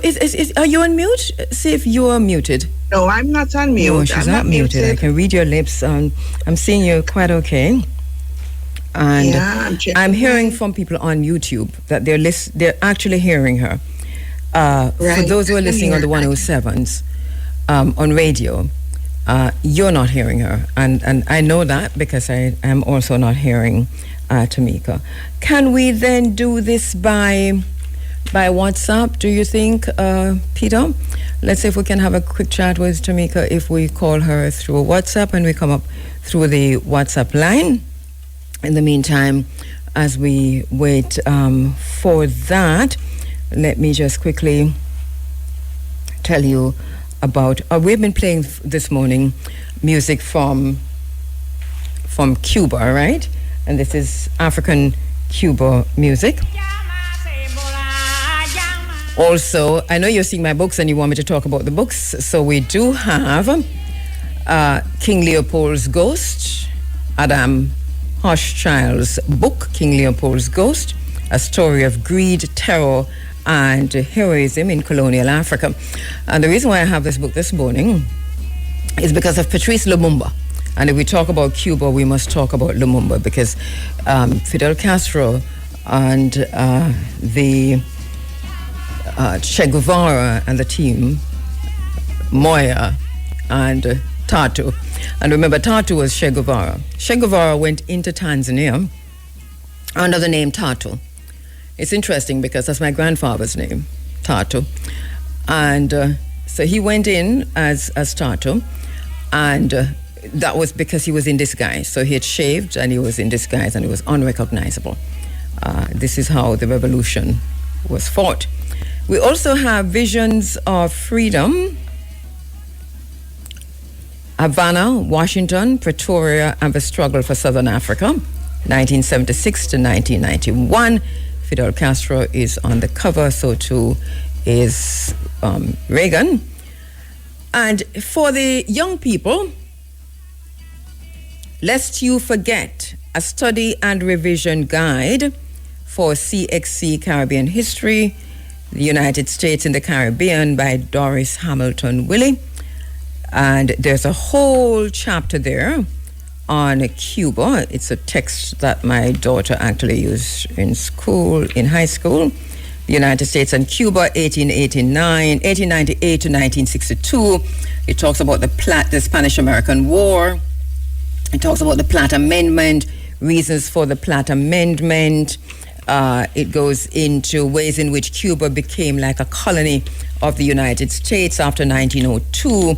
It looks at the 1906 intervention, the 1917 intervention, Roosevelt corollary, and now we're talking about Donald Trump corollary. We have the effects of the Platt Amendment and the relationship between Cuba and the United States, anti-American sentiment in Cuba, opposition to the Platt Amendment, and it goes on and goes on. Ways in which the United States secured control over Cuba by 1959, and the economic control. It also looks at the cultural influence. There's a whole lot there. And this is what you can buy for your children, right? To get them interested and beginning to read and knowing more about the United States and the Caribbean. So it's Doris Hamilton Willey, Lest You Forget, a study and revision guide for CXC Caribbean history. And I'd said before that we have Pathologies of Power, Health, Human Rights, and the New War on the Poor. And this is by Paul Farmer. And I have this because this looks not at Cuba specifically, but Haiti, and generally on developing countries and how the West underdevelops countries through human rights abuses, health abuses, and so on. I also have from Professor Horace Campbell's, and we talk about this book all the time in this space from Professor Horace Campbell, Global NATO and the Catastrophic Failure in Libya. Right, Global NATO and the Catastrophic Failure in Libya. Lessons for Africa in the forging of African identity. And I have this because we're looking at what's happening in Ukraine and Russia. We're looking at West Asia. If it were not for the people of Cuba, if it were not for the readiness, that strait that is now closed, the Strait of Hormuz, the escalation of war, the Yemen, I don't like to say Houthis now, we shouldn't say Houthis because that is kind of a derogatory name, we're being told, but that war, Yemen has joined the war, and so Saudi Arabia has been dragged into in a more active way, because these people have always been involved. It's just that they're now dragged into this in more active ways. And so we have many more countries, we talked about it last week, in the war now than we had just a few months ago. And this is why we're saying we're in World War III. So we have that happening on that side. Africa is also caught in this, because if you go back to your maps, right, and go back to your maps and look at that land that is Saudi Arabia, Yemen, and look at that curve that comes down, right, and the Gulf of Aden, and right where you have Ethiopia, because if you're looking now at Africa, because they're touching on Djibouti, I'm not looking at the map, I'm talking from my head, goodness. All right, so you're looking at Djibouti, you're looking at Ethiopia, and you're going up to to Egypt and so on. So that so there's a large swathe of northern Africa and eastern Africa and the Horn of Africa, Somalia and so on, that are literally caught, Djibouti and all of them, literally caught in that war, and that is geopolitics now we're looking at. So this is why I've bought this book and reminding you, because we read this before in the Running African Book Club. Global NATO and the catastrophic failure in Libya. Remember that what they did in Libya is part of what is eating them now, because, as you heard from the title of the book, the catastrophic failure in Libya. Libya, of course, totally destroyed. We're not ignoring that, but that is the situation now. And of course, I told you before, I have Fidel Castro's speech in book form, right, in a case. History will absolve me. So this is the entire book, History Will Absolve Me, Fidel Castro. So those are some books that you can get, that you can share with your family as you read along. As we talk about Cuba, and I mentioned earlier, Nana Rita Marley. Nana Rita Marley celebrated 80 years yesterday, and so we congratulate her on 80 and to say we wish you many, many, many, many, many more. Commitment of the people of Cuba. Such a beautiful spirit, such a beautiful soul, and a mother to so many of us. My friend Dawn Eaton is not in England. She's in she's in Jamaica. Dawn, you do have a transistor radio. She has a transistor. She says, when I'm in Jamaica, I listen to Kabu on the transistor radio. And to make it more important, she has sent me a copy of the radio. So thank you. I didn't know you still have one. All right, there you go. K. Ziko, I'm seeing you online. He says, Grand Rising Kabu. We continue to participate in our own destruction. That's a shield of the Americas. Yes, my brother, that is exactly what it is. Andrew Lumsden, thank you, Andrew. Andrew, I'm way behind. He says, truth is the first casualty, especially in the tiki-taki attention span. It's an information age. He talks about the story is everything, and who has the best story wins. Can America convince enough Jamaicans that Cuban doctors and nurses are tools of the administration? Can they convince Gen Z Green voters that their solar panels are being made by enslaved Muslims with coal power? Not to mention what we're seeing in some other places. And Andrew, you are so right. Because, and this is why we go back to Mwalimu Marcus Mosiah Garvey when he talks about the need for propaganda, because people think propaganda is always negative. But sometimes to correct the misinformation and the disinformation and to redirect our brains, we have to understand how that works and to employ that.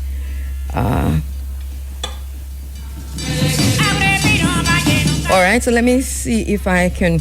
There's a whole lot more there. Okay, what do we do?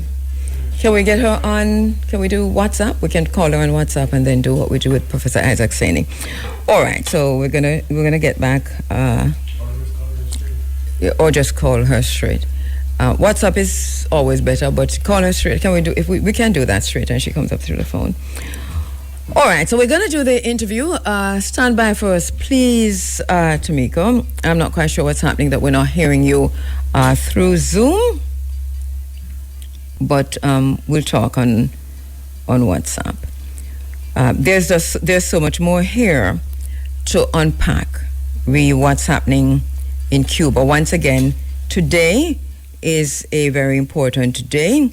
It is the 26th of July, and it's the anniversary of the spark that lit the flame of the Cuban Revolution. The attack on the Moncada barracks, it was not simply a military action. The attack on the All right. So I'm going to have to do that. It's a little bit difficult to get to the phone. So, oops. All right. I'm trying my best to do what I can do. All right. So I know the call is coming in, but it's really a little bit difficult. Let me see. Oh, goodness. Oops. No, I can't reach a phone. Can you take the call for me, please? All right. So because we're kind of changing things up a bit, and the top one, yeah. All right. Let me go to our sister who is online. Let me see. Tamika, are you hearing me? Yes, I'm hearing you fine. Can you hear me? Goodness, you're loud and clear. But we did see you on Zoom for a minute there. So, Want me to turn my video on? yes, you can do that. So we can still see you on Zoom while you talk to us on the phone lines. We have just a few minutes. So what I'm going to do, and the only thing is we could give you extra time, but because you're right before cash pot, so we're going to have to break for that.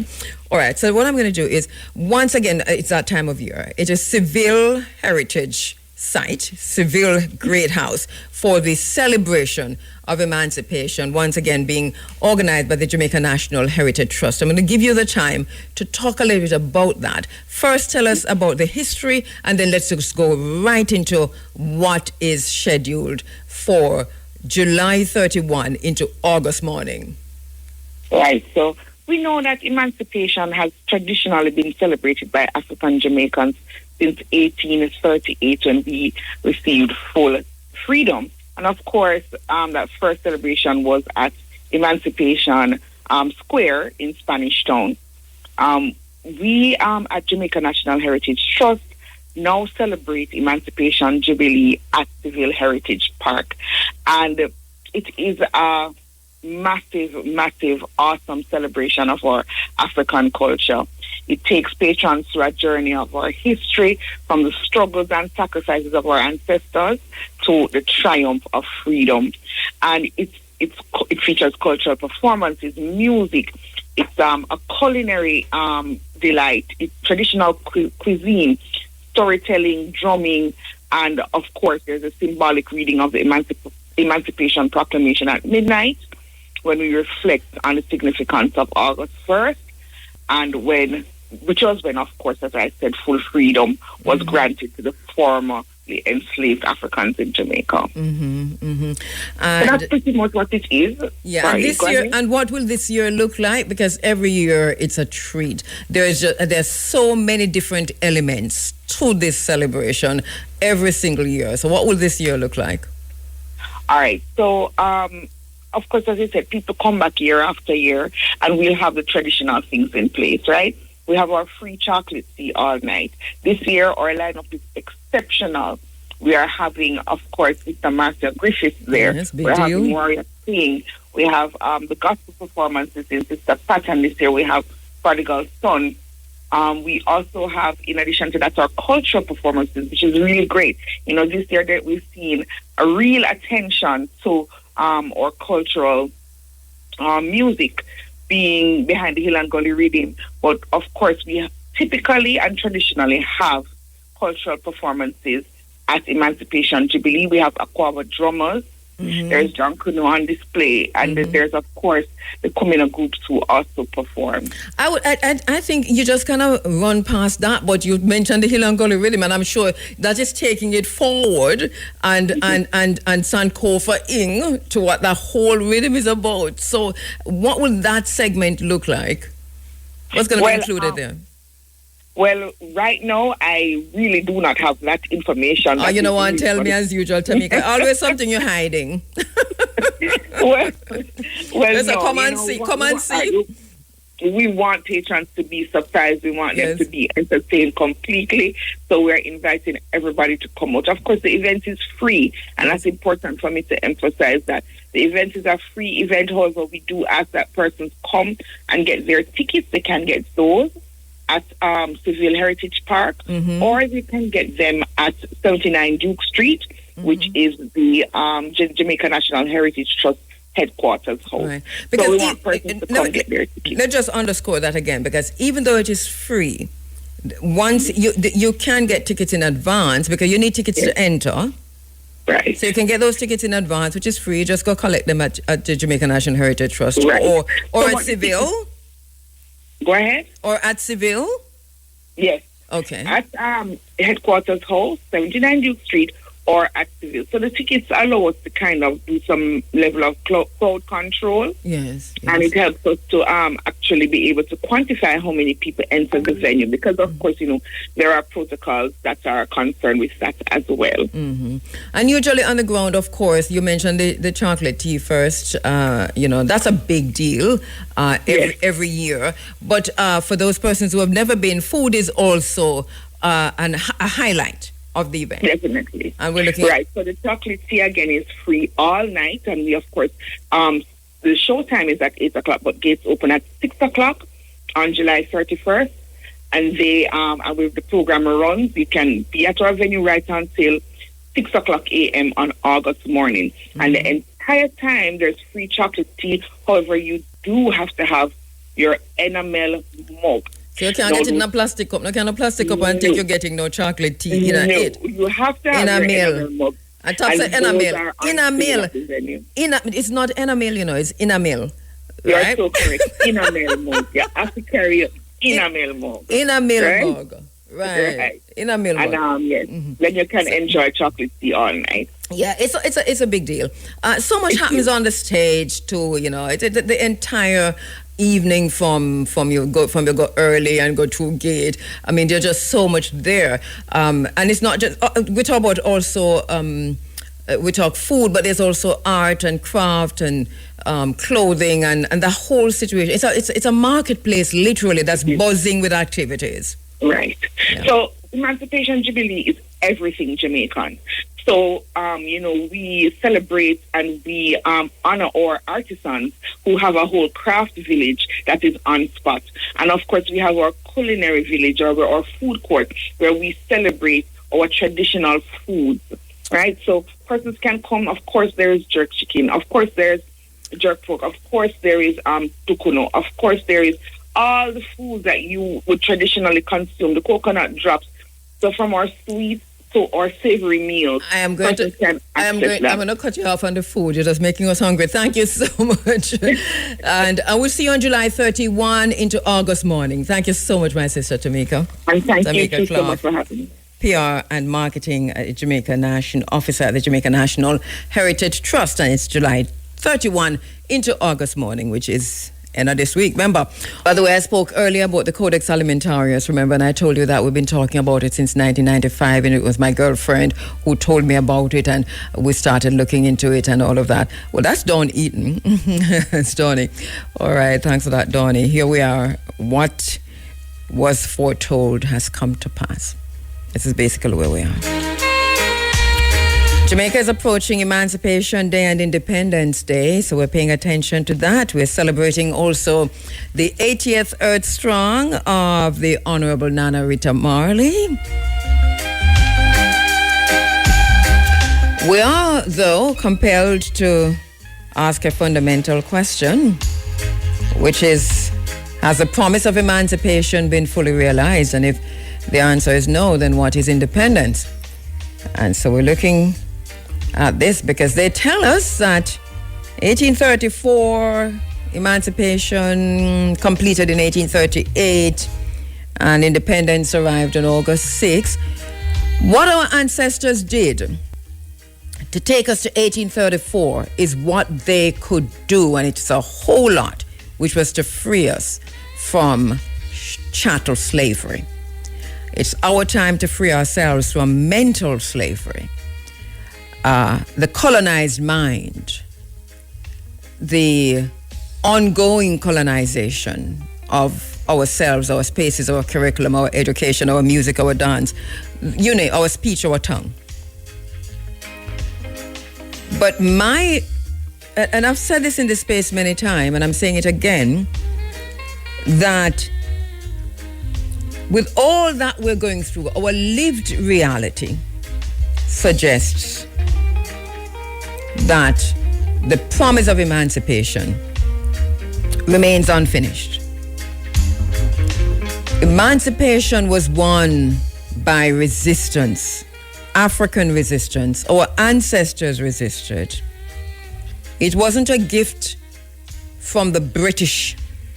It wasn't a gift from any British king, queen, abolitionist, or any of them.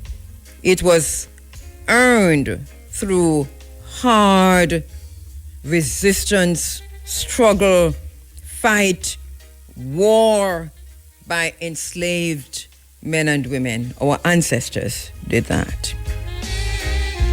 Chief Tetshi, Queen Nani, and in between, Sam Sharp, and all those who fought in the 1834-1838 Emancipation Wars.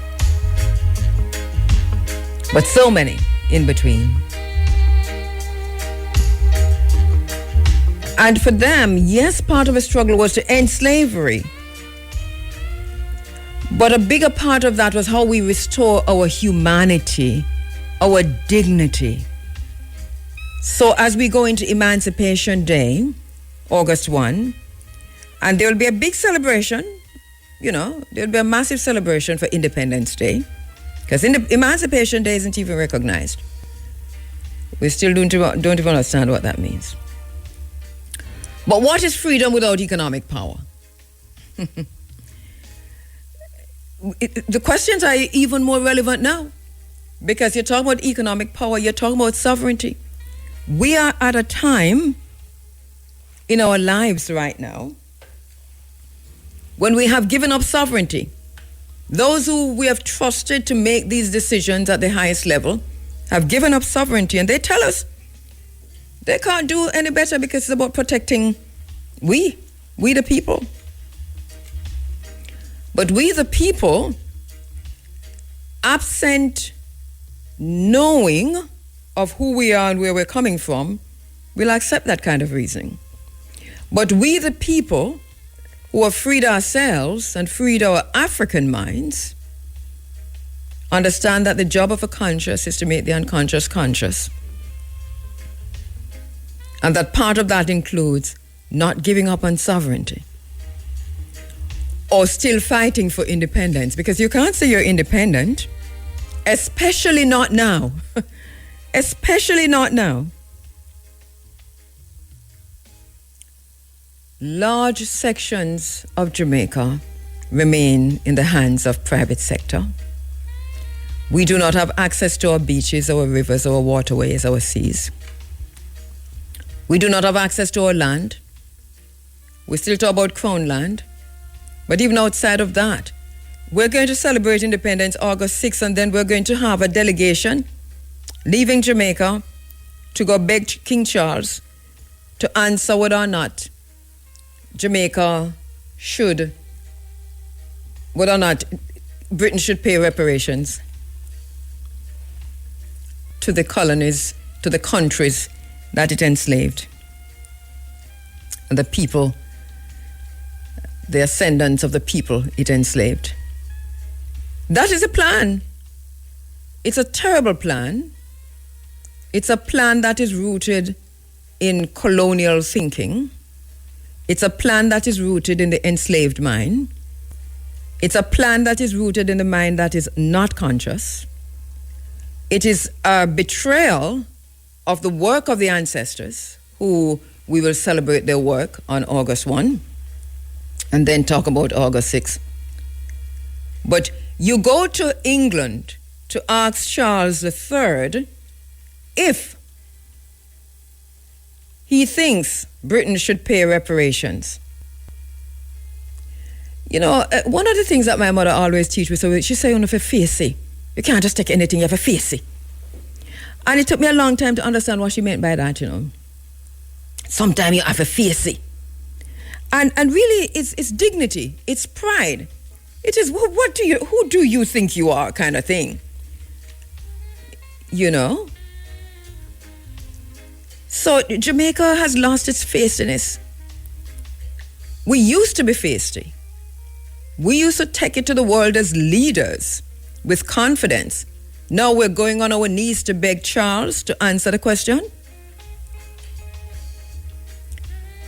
The British monarchy, from Elizabeth I through to King James of the Bible, King James the 6th of England and the 6th of Scotland and the 1st of England, who authorized the translation of the Bible. He was also a monarch. All the way to George and them, all of them participated in slavery and the enslavement of Africans for gain. The information is there. It's overwhelming. They have it. They made it. They wrote about it. But we're arguing that the promise of emancipation is still not realized. It is unfinished. We're arguing that independence is a delusional nightmare that we are operating in. We're fooling ourselves. It's a phantom of liberty.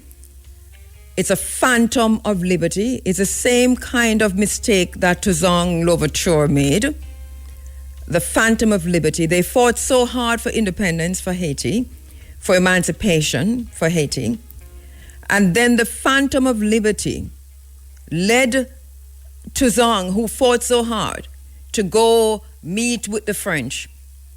He died in France jail because they would not forgive him.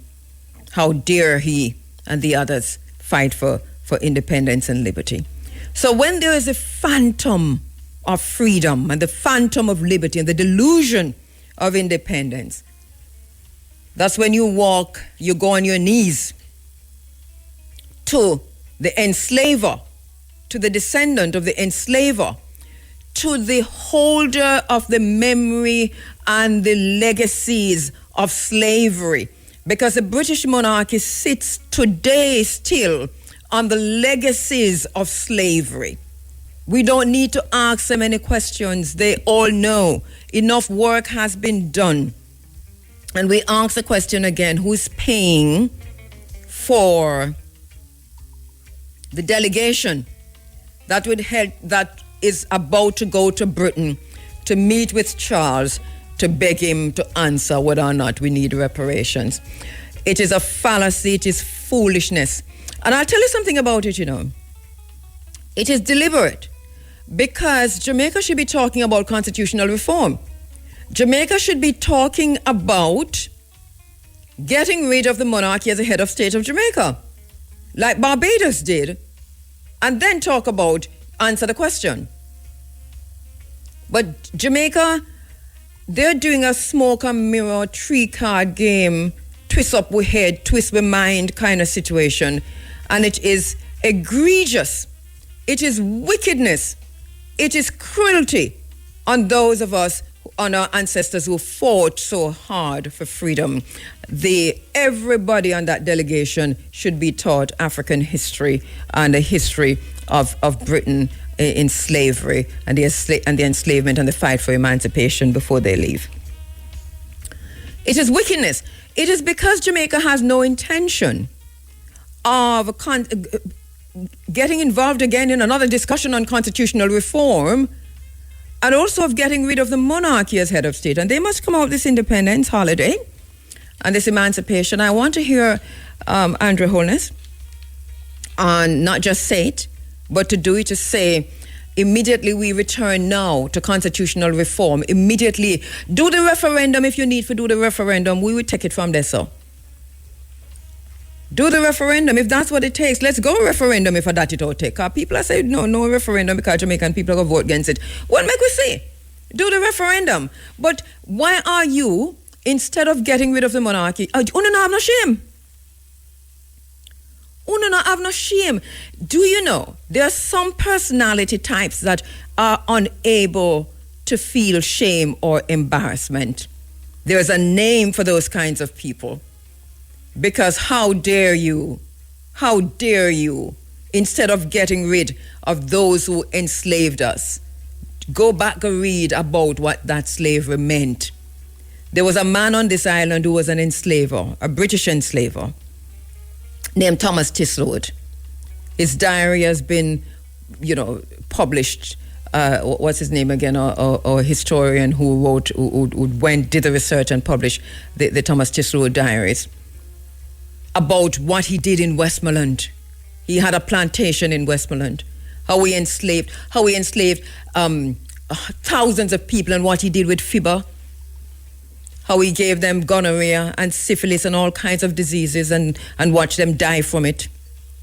How when our ancestors ran away from the plantations, how when they catch them, and they would be returned by some people, some of our own, because he write that in his diary, who came back who, and who sit down and have tea with him. It's all written in his diary. And he would cause one enslaved African to defecate in the mouth of another enslaved African, and then to wire it shut. This is what our ancestors endured, and still they fought and achieved freedom. And you know, they never asked nobody, do you think you owe me? Sam Sharp never asked no question like that. He walked all the way to Retrieve and then back and then some. When the fires were lit from Catadupa, our ancestors knew why, when they saw the flames, what they needed to do. And you, who we put in charge, because we put you in charge, and I don't mean to vote for nobody, but we put you in charge, and here you are, now ready to go on your knees to England to beg Charles to answer a question about whether or not he should pay reparations. What kind of foolishness is that?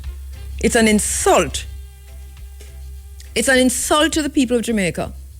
It's an insult. But once again, you do that because you have no idea. You cannot feel shame nor embarrassment, and that is where that is coming from. I could not do that. How do you just come like a woman who is raped, who go back, go ask the rapist, can you say whether or not you owe me an apology and you owe to pay me because you've raped me so badly? That's exactly what is happening here. That is exactly what is happening. And Jamaican people, I do not know what has happened to us with some eating. It's either in the water or in the air or in the food we're eating. But the revolutionary spirit we have lost. I don't know what has happened to us. We sit down and watch the blockade of Cuba. It's not like we watch a genocide. If we stretch out our hand, we touch Cuba. And there's a genocide that's happening there, and we're mainly silent because we're taking care of ourselves. Do you think that if Cuba is attacked military, or if Cuba is captured, that Jamaica is going to escape that? There's another kind of capture that is happening to Jamaica right now, which is a capture of land by oligarchs. There is a whitening of Jamaica. There is a theft of land. There is a gentrification. We have to watch Black River. We have to watch Power Tree. We have to watch places in St. Elizabeth. They want to turn them into Martha's Vineyard. It's the very same thing happened under Batista that they're about to bring into Jamaica, that they are bringing into Jamaica. They have denied Jamaicans access to land, access to sea, access to river, access to water at a time when water is now a commodity that is scarce. Jamaican people can't go to the river go wash clothes anymore because the river them take them away. It's not that the river them dry up, They have at the head, them own the head of the rivers, them change the course of the river, and them having them running villas. I don't tell you how the villa is on the river. And you down the bottom who usually go wash clothes on the river, you don't have no water until it says climate change. But if you follow the river course, you'll see where it goes. They have sold the fresh water, them thief the salt water. There's no access to the beach, no access to the river, no access to nothing, land. And then it's patronage, them patronizing us, patriarchal kind of patronage, where then give you a piece of a house right here, so, and they build a house, and you're so glad you're in such deep filth and such deep despair that the little thing with them hand give you like say them are your pooper. You're so happy for it that you're going around talking about whether it is 1 p.m. or 1 market Jeep on the app. What kind of foolishness is that? What are we building here? What is the plan? Where do we go from here is a question. What is the thinking? How we move it from Yasso? If we continue on the road that we are on, what is the ultimate end of where we're going when you have lost everything? Agenda 2030, they say, in the New World Order, you will own nothing and you will be happy. This is what I see happening here in Jamaica. You own nothing and you're very happy about it. Rented houses, you're living in them nicely because the houses look good and you're paying massive rent, but you do not own them because they're owned by the oligarchs. And you say you own something, but you don't own nothing. And you buy a car, but you don't own it either because it's the bank give you that loan there. What's going to happen from here? What is the end result? So the promise of emancipation is not realized. Independence is a delusion. And here we are at 2 minutes to 9 o'clock. We are not making any decisions about our lives. We're not making any decisions about our country. So sovereignty is measured by decision making. So we're giving up sovereignty. So it's a new colonialism. Dress up in pretty talk and slangs and slogans and TikTok videos and clips and pretense. And when the lights go off, that is of the digital tools, instruments that you're all using to capture the moment in time, to pretend that this is who you are. Then the reality must strike at some point to say, no, that's not who you are. That's not who we are. So, I don't know, how do we find the power? How do we regain our strength? How do we stand up for Haiti? They're bombing Haiti left, right, and center. Do you know Haiti is just around there, so, just up there, so Haiti, not far from we either. They're dropping drones, bombs on Haiti. We've talked about that many times in this space. They're dropping bombs on Haiti. Do you think that the bombs, the drones that they're using to bomb Haiti, that it can't happen in any other Caribbean country? What do you think is going to happen? How do we think this is going to end? Because if you can bomb Haiti and have Haiti in poverty,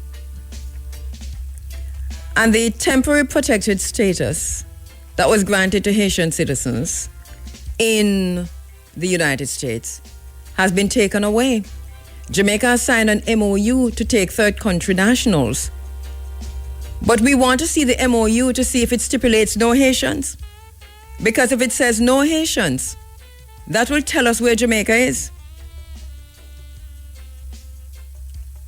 I'm going to leave it for a minute, because I have to go to my next very special guest who is online.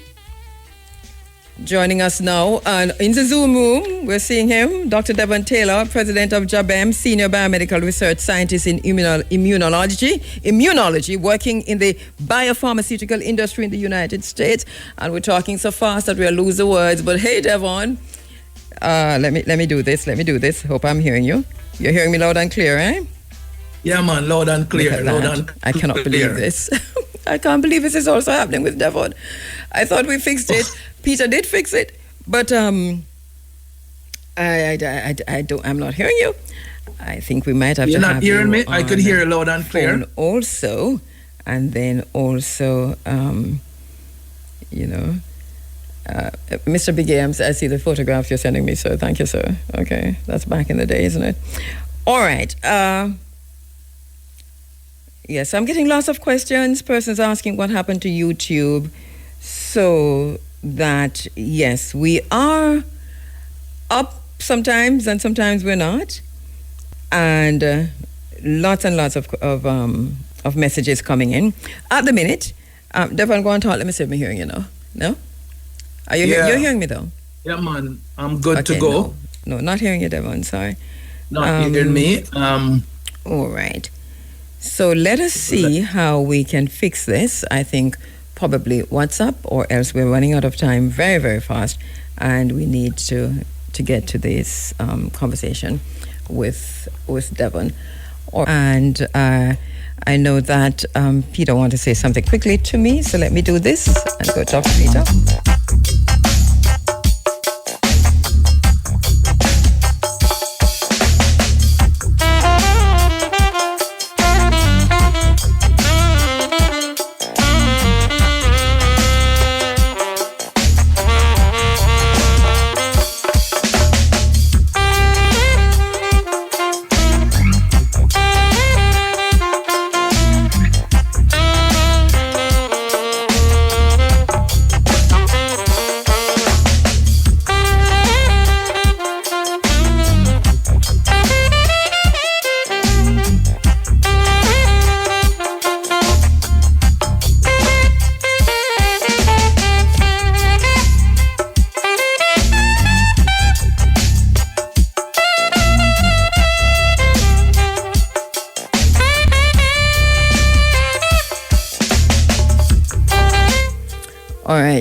So I'm hearing, getting the messages. I'm also hearing you, and also from right here in Irie.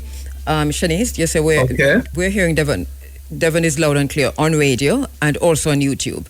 So I'm the only one not hearing him. This is like really crazy. Should I take my headphone off? I can take. Let me see if I take my headphone off, but I'd have to turn off my microphone. I'm not sure what to do. Should I be on program or auxiliary? We're good now? Okay, let me hear you again, Devon. Let me try again, Devon. Let me see if we're hearing you now. No. Yeah, greetings. Oh, there you are. I don't stand with our neighbors. Yes, we're starting with that. Listen.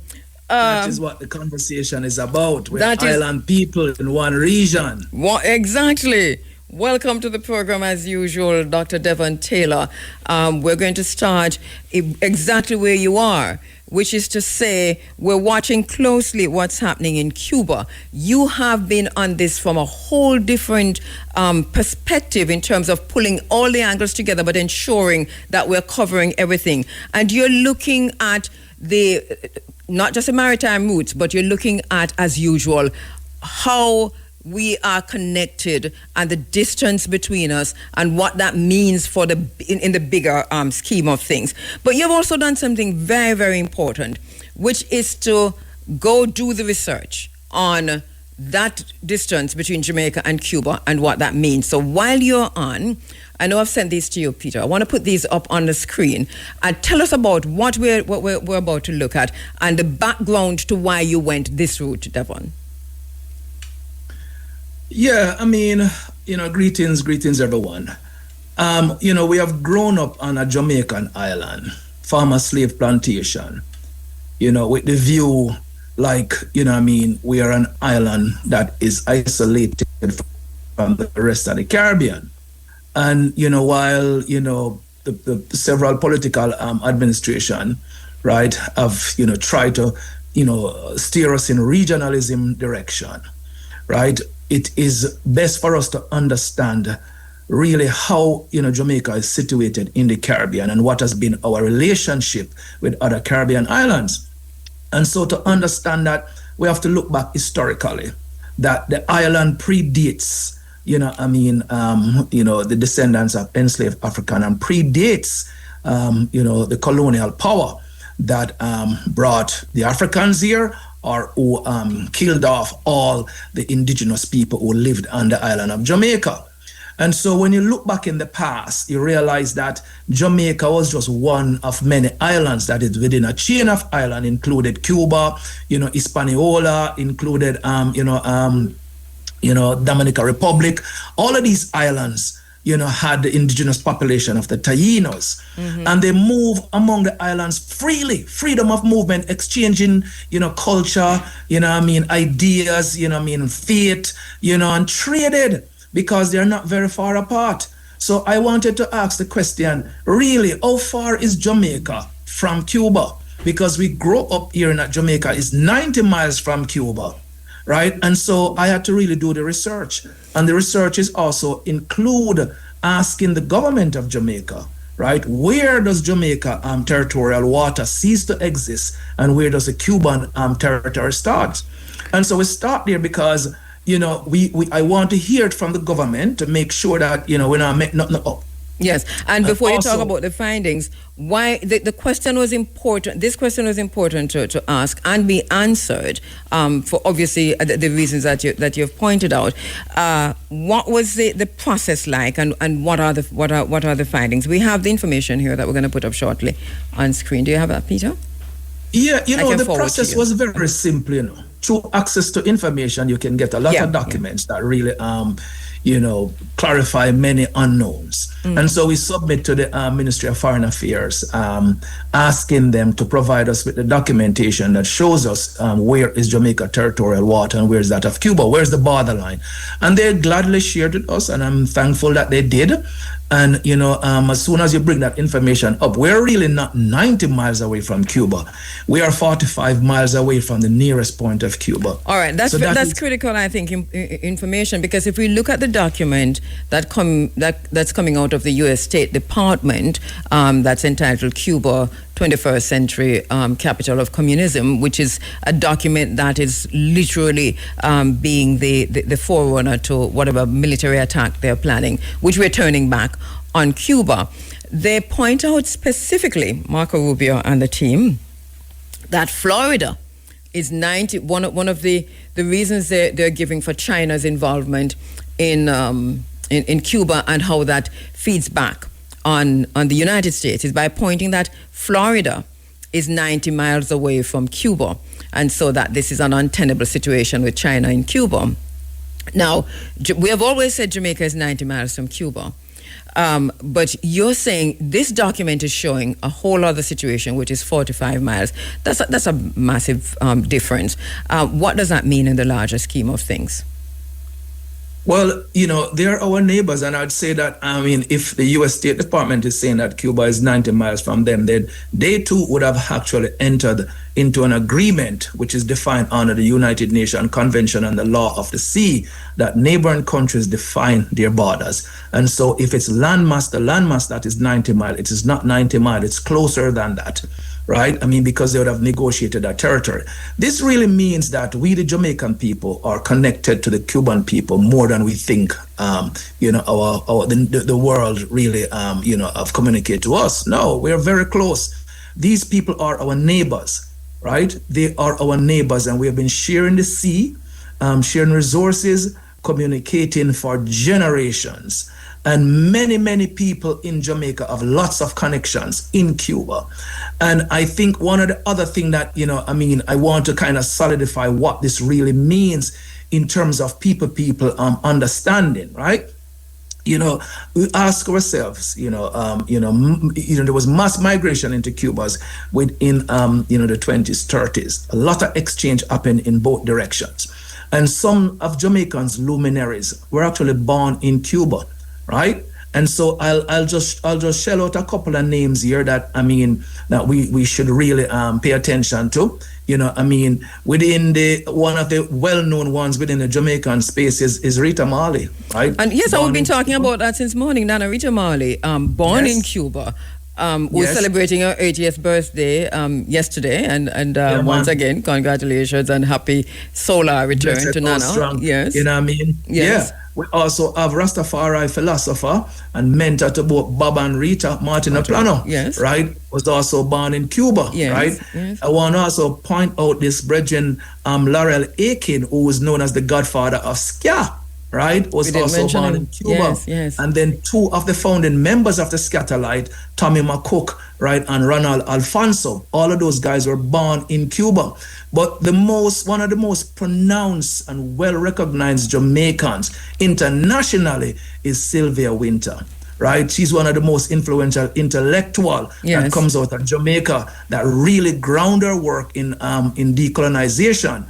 Right, and she born there and came to Jamaica very young. So what we're trying to show here is just the people connection. Yes, and these are recent.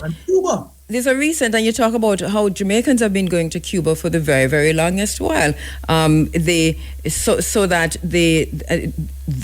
interfamily or this bloodline connection is there without a doubt, and we've been talking about this since morning. My own grandfather is Cuban, and I think we can find a whole lot of other people who can say, my uncle is Cuban. My husband's uncle is live in Cuba for how long? Sister P, who is an integral part of this program, even to this day, an entire part of our family is in Cuba.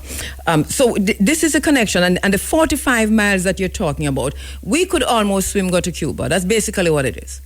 That's what it is. That means our fisher folks have been going into these waters. Right, as you know, Jabem is rooted in rights for the sea, rights for our beaches. And so it's very important to understand that any conflict in Caribbean waters, any conflict in Jamaican waters, right, will impact the sea and it will impact our people. So all these luminaries that we're talking about, all the Jamaicans, and of course, my great-great-grandfather also migrated to Cuba as well in the 30s, right? All this water is a lot of meaning to the Jamaican people as how we move across this. Similarly as how the Tainos move across the space. You have the document up on the screen, and I think it would be important to read just like the first couple of. Go through it for it. Take us through it, Devon. Yeah, so so if you could steady it right there, where the government of Jamaica and the government of the Republic of Cuba reaffirming close and traditional bonds of friendship, mutual respect and understanding existing between the two Caribbean states, right? Conscious of the duty to safeguard their people, the renewable and non-renewable resources found in marine and submarine areas subject to their respective sovereignty and sovereign rights and jurisdiction. Acknowledging that cooperation between states, particularly between states in the same region, is necessary for the exploration, exploitation, conservation, and rational and optimal management of living and non-living resources, taking into account the relevant provision of the United Nations Convention on the Law of the Sea, adopted in Montego Bay, Jamaica, December 10, 1982, to which Cuba and Jamaica parties, and which entered into force on the 16th of November, 1964. 1994. So what the governments have said, right, on this level is about, the need for both nations to work together collectively to protect the marine space and what is in it, because both nations have commonality in its people and its responsibility to the resources of the sea. So this is actually part and part defining a border, but also talking about an environmental pact that both countries are agree on preservation in the interest of their people. So when Jabem really get this information, we are looking at this, right, from a conservation perspective, right, from a regionalism perspective, from what our two governments agreed to in 1994, right, and what our people have been, participating in with the Cuban people. It's the old Cuban doctor program and, the help that we get from Cuba in terms of teachers, nurses, right? Engineers, and the training of our students in Cuba is nothing new. And let's go down to the signatures just to show people that this is a serious document. This is not a joke. And all those coordinates that you're seeing just define the boundary between the two nations. Amicable decided, right, and agreed that they are going to work together to make sure that we share the resources, right, and in the benefit of its people. So, what we are seeing right now, and I want this to awake the consciousness of the Jamaican people, that in this time when our Cuban brothers are under attack, we the people have always been, right, in solidarity with the Cuban people, because our people were also born in Cuba and their people born in Jamaica since the time of the Taino. So we need to extend whatever support we can give to the Cuban people, and we should talk about that. What is it that Jamaicans can do? So the signatory right there to the documents, was Paul Douglas Robertson from the government of Jamaica, and from Dario de Ura, from the government of Cuba. Well, I remember when we were fighting for Fisherman's Beach, and we made the international news and the local news because we had a face down with one of his signatories here. It is an interesting situation how we can make decisions regarding access to the beach, access to water, and even from an international perspective, our relationships when it comes to maritime route or how Jamaica responds in times of crisis when our neighbors are in trouble. Because this signature, obviously, representing the government of Jamaica, but this government of Jamaica has since signed many documents, including the one that was signed in Peru 2 weeks ago at Cusco, the one that was signed in Washington, D.C. last week. So Peru was Horace Chang. Washington, D.C., of course, is the Minister of Foreign Affairs. And this is all within the new document that we're getting from the U.S. State Department, which has named Cuba as a terrorist country, and has also issued that there's a May 1 executive order issued by the United States 14404, which has said any other country that supports Cuba will be liable for sanctions. So that's why we have France, for example, ditching 2 containers in Jamaica at the Jamaican ports, and that is why we heard from Professor Isaac Saney this morning that one vessel that was literally in Cuba and was offloading at the time that the executive order was released, they stopped offloading and turned back and left Cuba. So, Devon, what does that mean in the wider scheme of things? Because it seems as if this is an isolationist kind of policy that the United States is using, making everybody else criminals who support Cuba. Jamaica finds itself in that situation. Jamaica is obligated to this 1994 pact that they signed with Cuba that defines its border and made commitment to protect the sovereignty of the space and also to protect the environment of the space, right? We signed that in 1994, right? Jamaica is also obligated on an UNCLOS, right? And several articles on an UNCLOS that they're supposed to, reveal to the Jamaican people. Now, when we're talking about using your water for, for war, right? Jamaica will have to give permission because UNCLOS is clear. Okay, hold up. Taylor is on the line. Cold War 3 in Caribbean waters. The Caribbean returning to the front line. Devon, you're saying when it comes to, and I'm quoting you directly as we went into the break, using or giving up our territorial waters for war. I cut you off right there. You're saying that Jamaica has a responsibility to Cuba not to do this, I suppose is where you're going. But how does that fit into the wider Monroe Doctrine, Donroe Doctrine 2.0, Manifest Destiny, Shield of the Americas? You can name 50, 100 of them that they have come up with now. And naming Cuba, for example, a terrorist country. Well, so let's look at, and I'm going to stay within the purview of, the sea, because, it's directly linked to protecting Jamaican sovereignty. We know that any conflict in waters is going to impact our people, right? We depend on the sea for our livelihood, right? That is the livelihood of many Jamaican fisher folks. We also know that Jamaica coastline is occupied by the 35% of GDP, which is tourism, right? Any conflict in Jamaican water will definitely impact the economy of Jamaica, right? And before I go into UNCLOS, right, which the United States also recognized UNCLOS, while they did not sign the document, Jamaica signed it and Cuba signed it. And under UNCLOS, we have responsibilities. But we can look at what the economics of this would translate for the Jamaican people. Mm-hmm.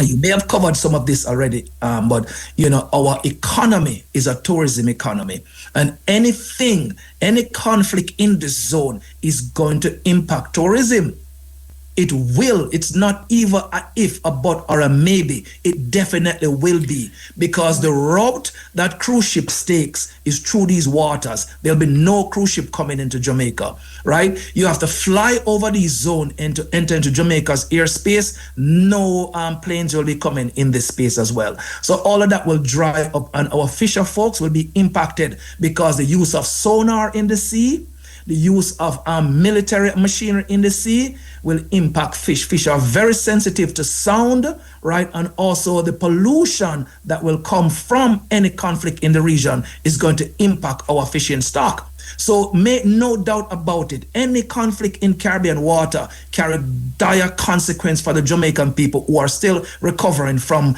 the aftermath of Hurricane Melissa.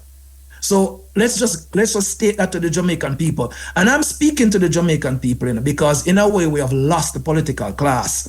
And so the Jamaican people, and I'll suggest to the Jamaican people things that we, the Jamaican people, can do, to help our Cuban brothers and sisters.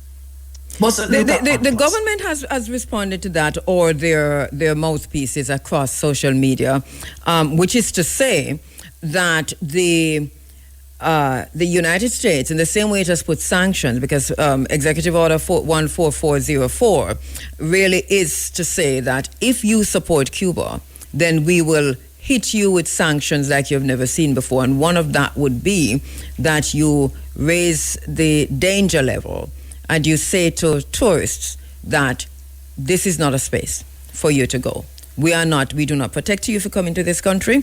You are in danger. And then you throw other sanctions at the country that similar to the ones you're throwing now at Cuba. That is a response.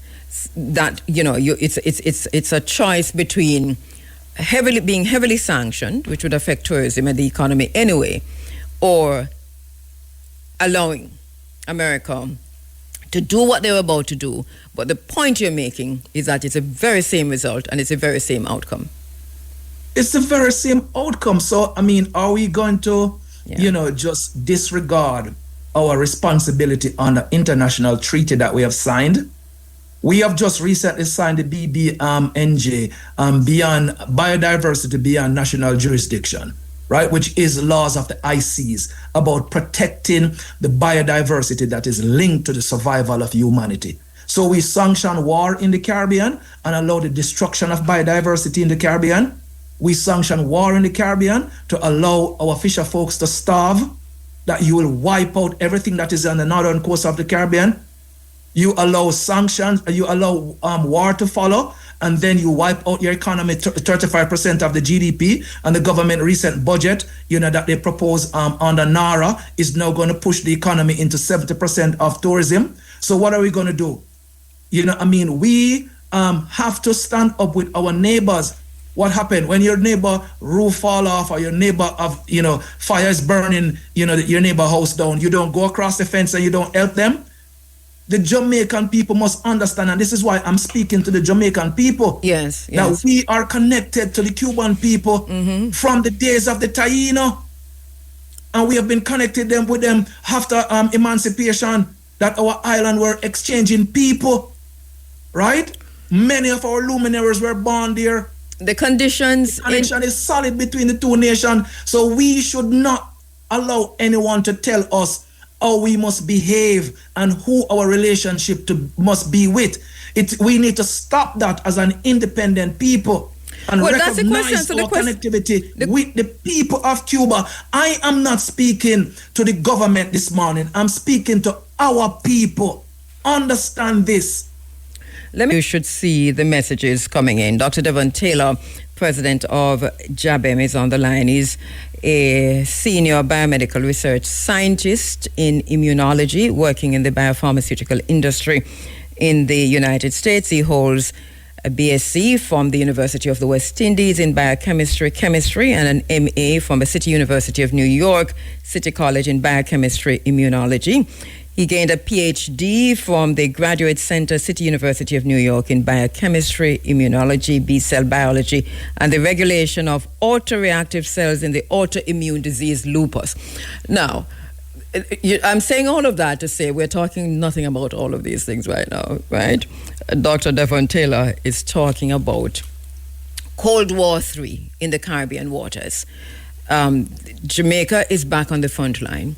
The general gist of the texts that are coming in is, can we bear the consequences of going against the United States? Is Jamaica prepared for the kind of sanctions that we see on Cuba?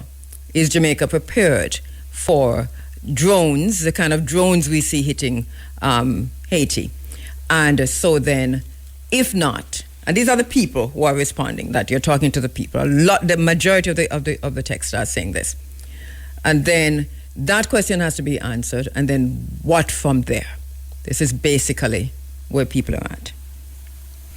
So before I answer that, I want to say to the Jamaican people, right, there's a book written by Sylvia Winter called Unsettling the Coloniality of Being, Power, Truth, and Freedom, right? This book, really argues about the modern Western idea of the human, shaped by colonialism and racial hierarchy. We are still reeling from the vestiges of colonialism, and we're still living in a world in which we are not valued as a people. We have to take a stand. Can we weather a storm on Jamaica? I mean, I'm looking at myself and I'm asking, am I resilient? I am a resilient Jamaican who have endured 400 years of brutality, turn it over through revolution and rebellion to be freed, and nobody never give that or under to us. So what are we going to do? Continue to exist in the context of an imperial world? A world that is going to be recolonized? Do we think by being, subjected to these people, laws and rules and regulation, and they overturn international order and do what they want to do? Is this the kind of world we want to be subservient? And that it takes us to Iran, for example. Iran that for so many years have literally abided by the whatever MOUs that have been signed, and then at some point, new world order, new economic world order, and so you bomb Iran, and Israel wants greater Israel, so you bomb Iran. We look at Iraq, no weapons of mass destruction, and Iraq has been telling you this, no weapons of mass destruction, but you destroyed Iraq. And we look at Gaza. Gaza is razed to the ground. This is a country that had no police force, no weapons to write home about, no army, and yet there's nothing left of it. While we were celebrating World Cup, Israel dropped what looks like a nuclear bomb, atomic bomb at least, on Lebanon. That hasn't been reported on in any way, and yet Lebanon has not gone against anything that they have said. In other words, Lebanon has been very compliant with all the wishes over time. So that we see that there is no reward. Somalia has done nothing at all. I mean, it's just being bombed out of. In Sudan, you want the minerals, so you just destroy that, And this is what we see across the world. So what is about to happen, I think, is already happening. So I'm agreeing with you on that, Devon, but also to say, all right, so in as far as the maritime routes are concerned, where you're taking in now more than Jamaica, you're saying Jamaica, you're saying the rest of the Caribbean, Latin America, all of that area, which now falls under the shield of the Americas, controlled by the United States through the Monroe Doctrine and the new Manifest Destiny. The war against China, because obviously China there's a whole segment of the document that was released from the State Department that we just heard. All of that, there is, and we say Cold War III in the Caribbean waters. We are caught in the middle of this Cold War. How similar is that?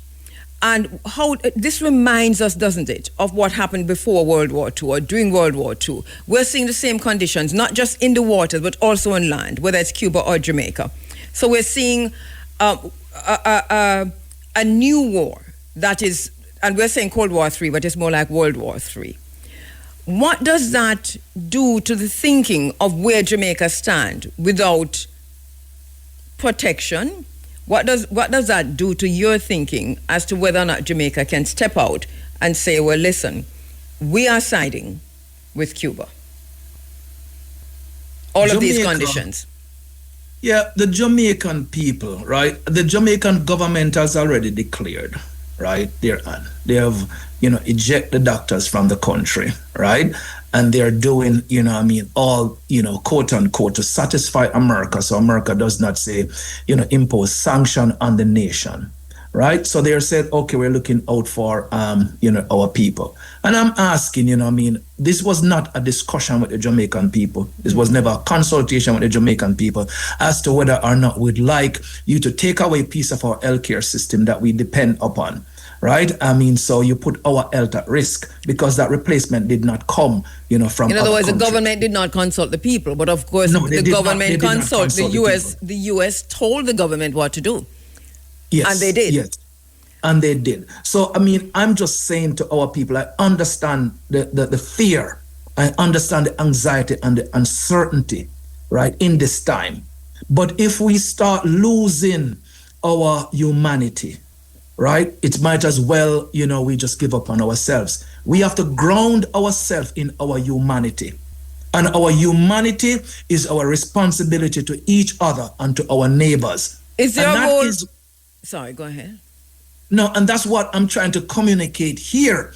That is no decision that we're going to take to align with powers that has never been, protection of the Jamaican people. Is there a role, Devon, for what we saw Fidel Castro doing in 1966 with the Tricontinental Conference, people of like minds, the revolutionaries, the governments from Latin America, continental Africa, and obviously this region, Asia, and so on? Is there a need for that kind of a coming together now? And how do we even begin to do that?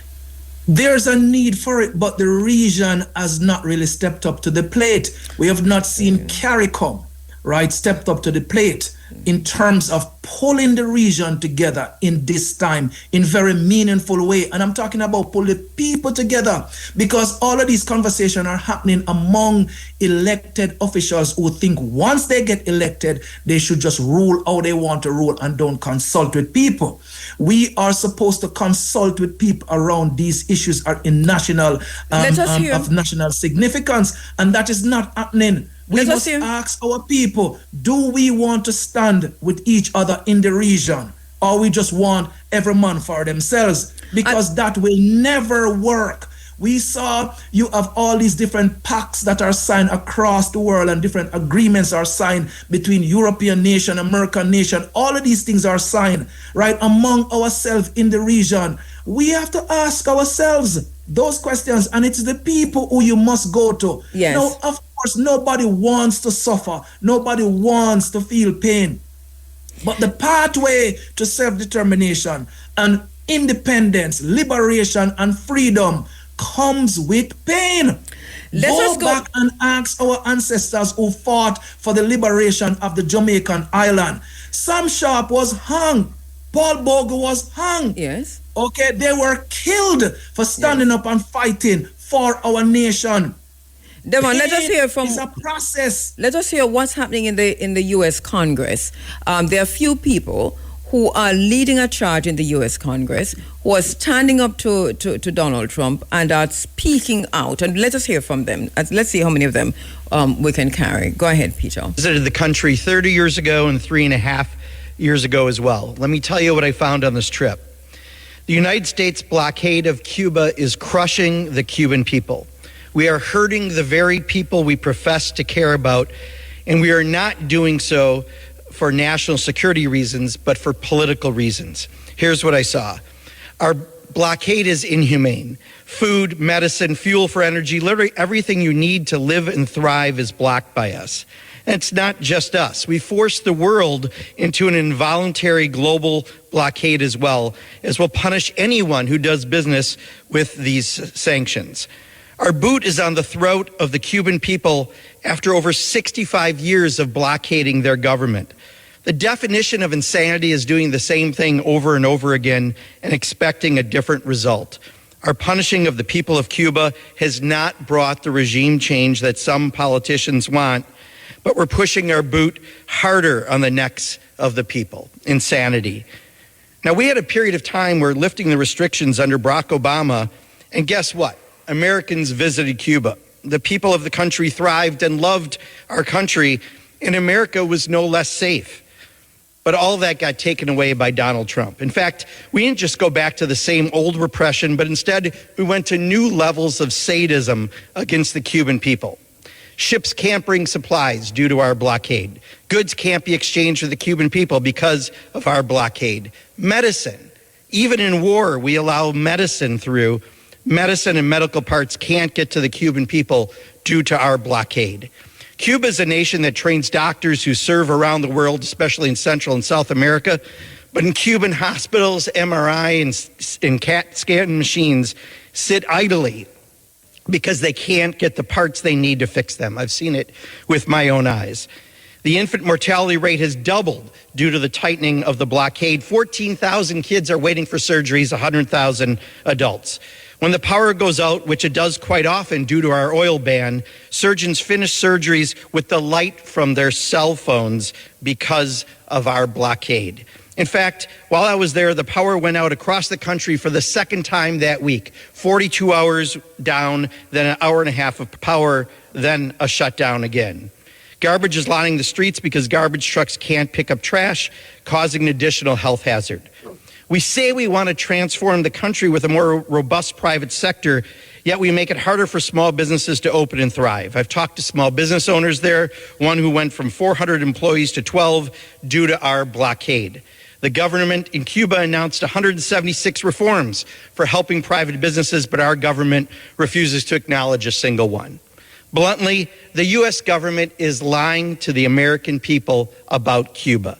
I met with some ambassadors from other countries, and one thing really stuck. One said it was like a silent Gaza.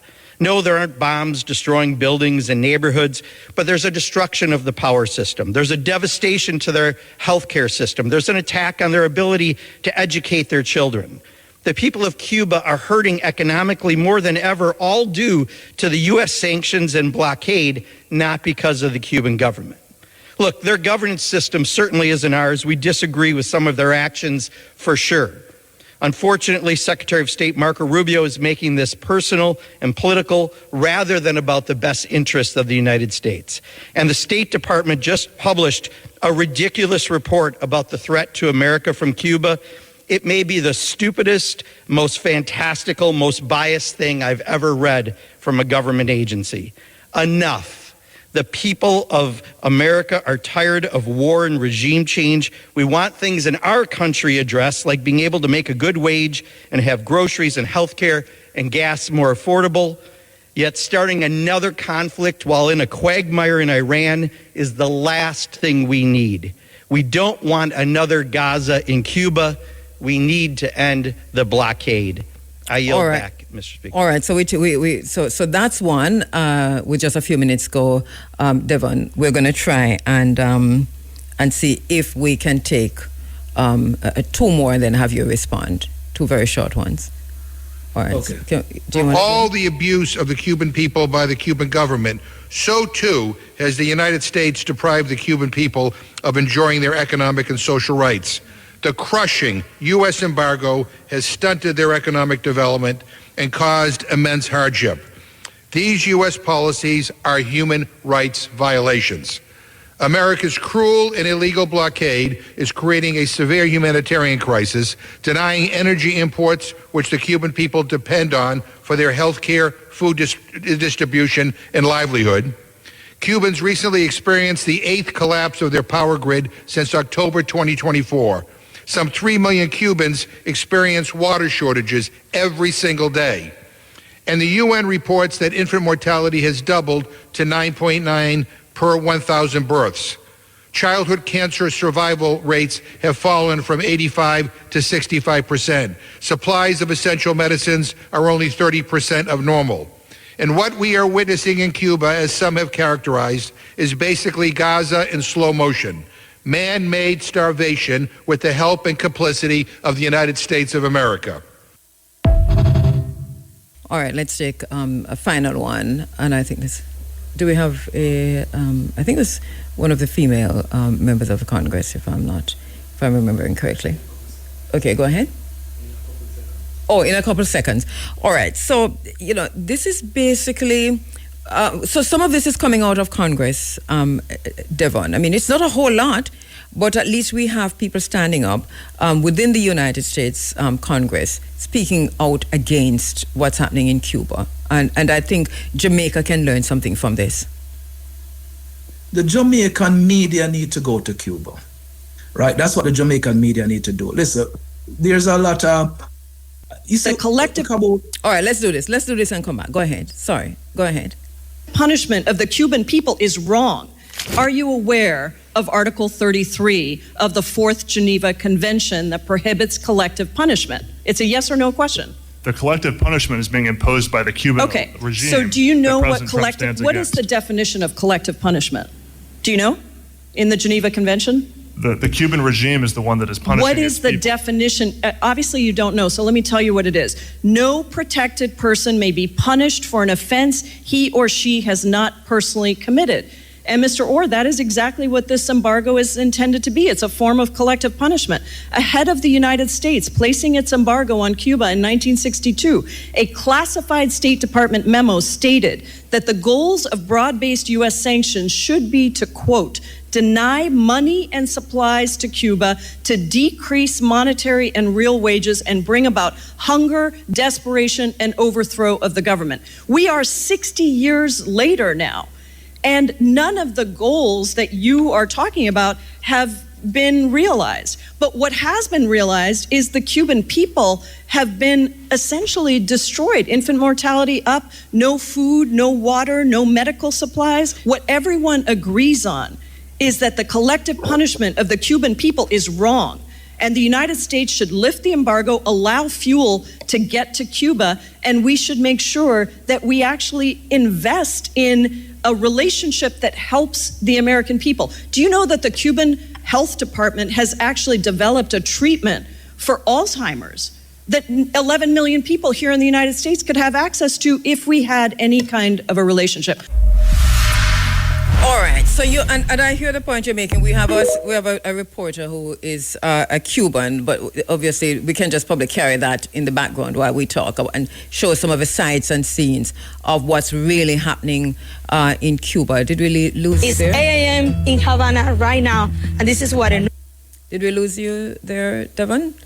I think we might have lost Devon. Okay, so we're not seeing Devon. So the final thing we heard from Devon, and not quite sure if it's going to come back on. Can we get him back on? But the final thing he said just now was that the Jamaican media needs to go into Cuba. And I think he's so right. There's a lot of reporting coming out of Cuba, for example, from Al Jazeera, from the Cuban journalist who we heard in the background just now. And we're tapping into those reports to see what's happening there. We know that there's a delegation there now that includes journalists. Some of those who were supposed to be on the program today are literally, as we speak, in Cuba right now, looking at the situation to report back to us. But they did say to us that one of the things that they cannot do was to join by Zoom or to get the report out to us in real time. So for those who are looking at this screen, you're seeing some interviews coming out of Cuba. If you're not on your transistor radio, or if you're not on the 107s, but for those who are watching, Devon, we see you. Okay, you're back. All right, so I hear you, Devon, saying that the Jamaican media needs to go into Cuba, which I agree with you 100%. Why is that important? It's important because we want our people to communicate in our language and our way what's happening in Cuba. Now, I want us to kind of step away just a minute, not isolate ourselves from what's coming out of the United States. This whole thing about the political class don't consult with its people when we have this kind of issue happening and the suffering. Because if you go to the people and says, do you want us to continue policy that makes people suffer? The masses of the people will say no. So the political class never goes there to the people. So they make this. But when they do the polls and they go anywhere, because right now the poll is showing in the U.S. that majority of the citizens of the United States do not want a war in Iran. And yet 70% is the last poll. And yet but nobody mobilized the people to act. Yeah. Right? Nobody moved the people to act, and we want to present information to the people so the people see that we are connected to these people. Yes. This is a people-to-people solidarity that we're asking for. Yes. Because we have limited time left, but I wanted to go through UNCLOS sovereign immunity. Go ahead, because you have 5 minutes. To 96, that talks about warships that moves in our water, that warships can move through our water, but they are not supposed to linger there, right? There's Article 17 and 32 that speaks about, passage through innocent passage, but they should not be in there conducting exercise and doing all these intelligence gathering. And then there is also, Article 58 of UNCLOS that talks about military activities in other people's exclusive economic zones, right? That we have to grant them permissions. And so we need to ask our government if they grant any permission on any UNCLOS laws for any, machinery or any war thing to set up in our waters. These are questions we need to ask them. But what I'm saying to the Jamaican people, since we know that our neighbors, Cuba, are only 45 miles away, we have connections with people there, right? Many Jamaicans, right? We need to reach out to them. We need to go to them, meet them 45 miles, out there and give them what we want to give them. Or we need to take our fisher folks, our boats, and we need to go there. We're asking Jamaica to create the Jamaican flotilla to connect with the Cuban people on a people-to-people level. Now, what is the international powers is going to do? What is the U.S. going to do? Sanction every single fisherman, every single Jamaican who carries a pound of rice in our canoe, as the Tainos used to do, paddle their dugout canoe, sometimes 50 of them in this canoe to trade among the islands. Who is going to stop us from doing that? Is it going to be sanctioned against the 2.7 million Jamaican people? The appeal has to be people to people, because the political class fail us. These beautiful speeches that comes outside the U.S. Congress and the U.S. Senate, they are nothing but speeches. And many other times these are posturing in terms of political ways to win election. I'm asking for a solution that is people-centric, that is centered around people connecting with people who are suffering, and you can give them a helping hand. We have the resources in Jamaica. The Tainos used to paddle in boats. We have engines right now. We have no shortage of fuel in Jamaica. Right? We could get there and we could help the people of Cuba. But what is different though? Educate our children. I hear the point you're making. Our medical problems in Jamaica. What is it that we give in return to these people? And I hear the point you're making. What do we give them? Devon, I hear the point you're making. What is different is that we heard from that congressman that I am just coming back from Cuba, and this is what we have seen. We have a political class here in Jamaica. We have not heard from whether it is PNP or JLP side saying, I have been to Cuba and this is what I have seen, standing up, whether from the Senate or from any part in the synagogue of Satan. None of them have gone into Cuba. So there are two things happening at the same time. What is Jamaica's responsibility, people to people, to Cuba? And what is Jamaican responsibility from the political class to Cuba? And why don't we, when we see U.S. Congress people going in, coming back out and telling you about the genocide that they see unfolding, and yet we have people instead of going to see what's happening in Cuba, standing up in the stadium in the United States saying that I was at the match and I pay my fare, and nobody can tell me something never pay me fare, and FIFA invite me, I'm sit down beside FIFA, I'm sit down in a FIFA house, and we know that's millions and millions of dollars. If you can do all of that running up and down all over the United States, any one of them, I'm talking about the Prime Minister now, then take a trip to Cuba and come back or send somebody who is responsible, the Ministry of Foreign Affairs, the minister who's just come back from Washington, D.C. A delegation is now going to England to go beg King Charles to say that yes, Britain did enslave Africans. That's a whole lot of money, but nobody's going to Cuba. This is it's enough to make you want to cry. You know, this is exactly how I feel. Very emotional, very hurt, very cut up about it all.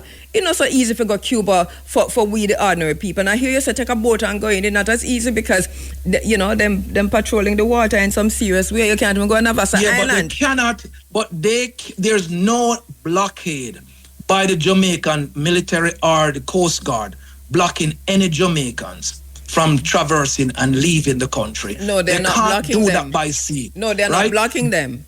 They are just ensuring that they intimidate them. So there is no blocking, but there is intimidation. There is that. But listen, I'm not a politician. They're blowing up the boats in the ocean. Remember, what they say about these boats in the ocean. They say that they're carrying drugs and they just drop the biggest drone upon them and bombing up the boats in the ocean. This is what the U.S. government is doing. And then when they tell us, and I'm not saying don't go in, I agree with you.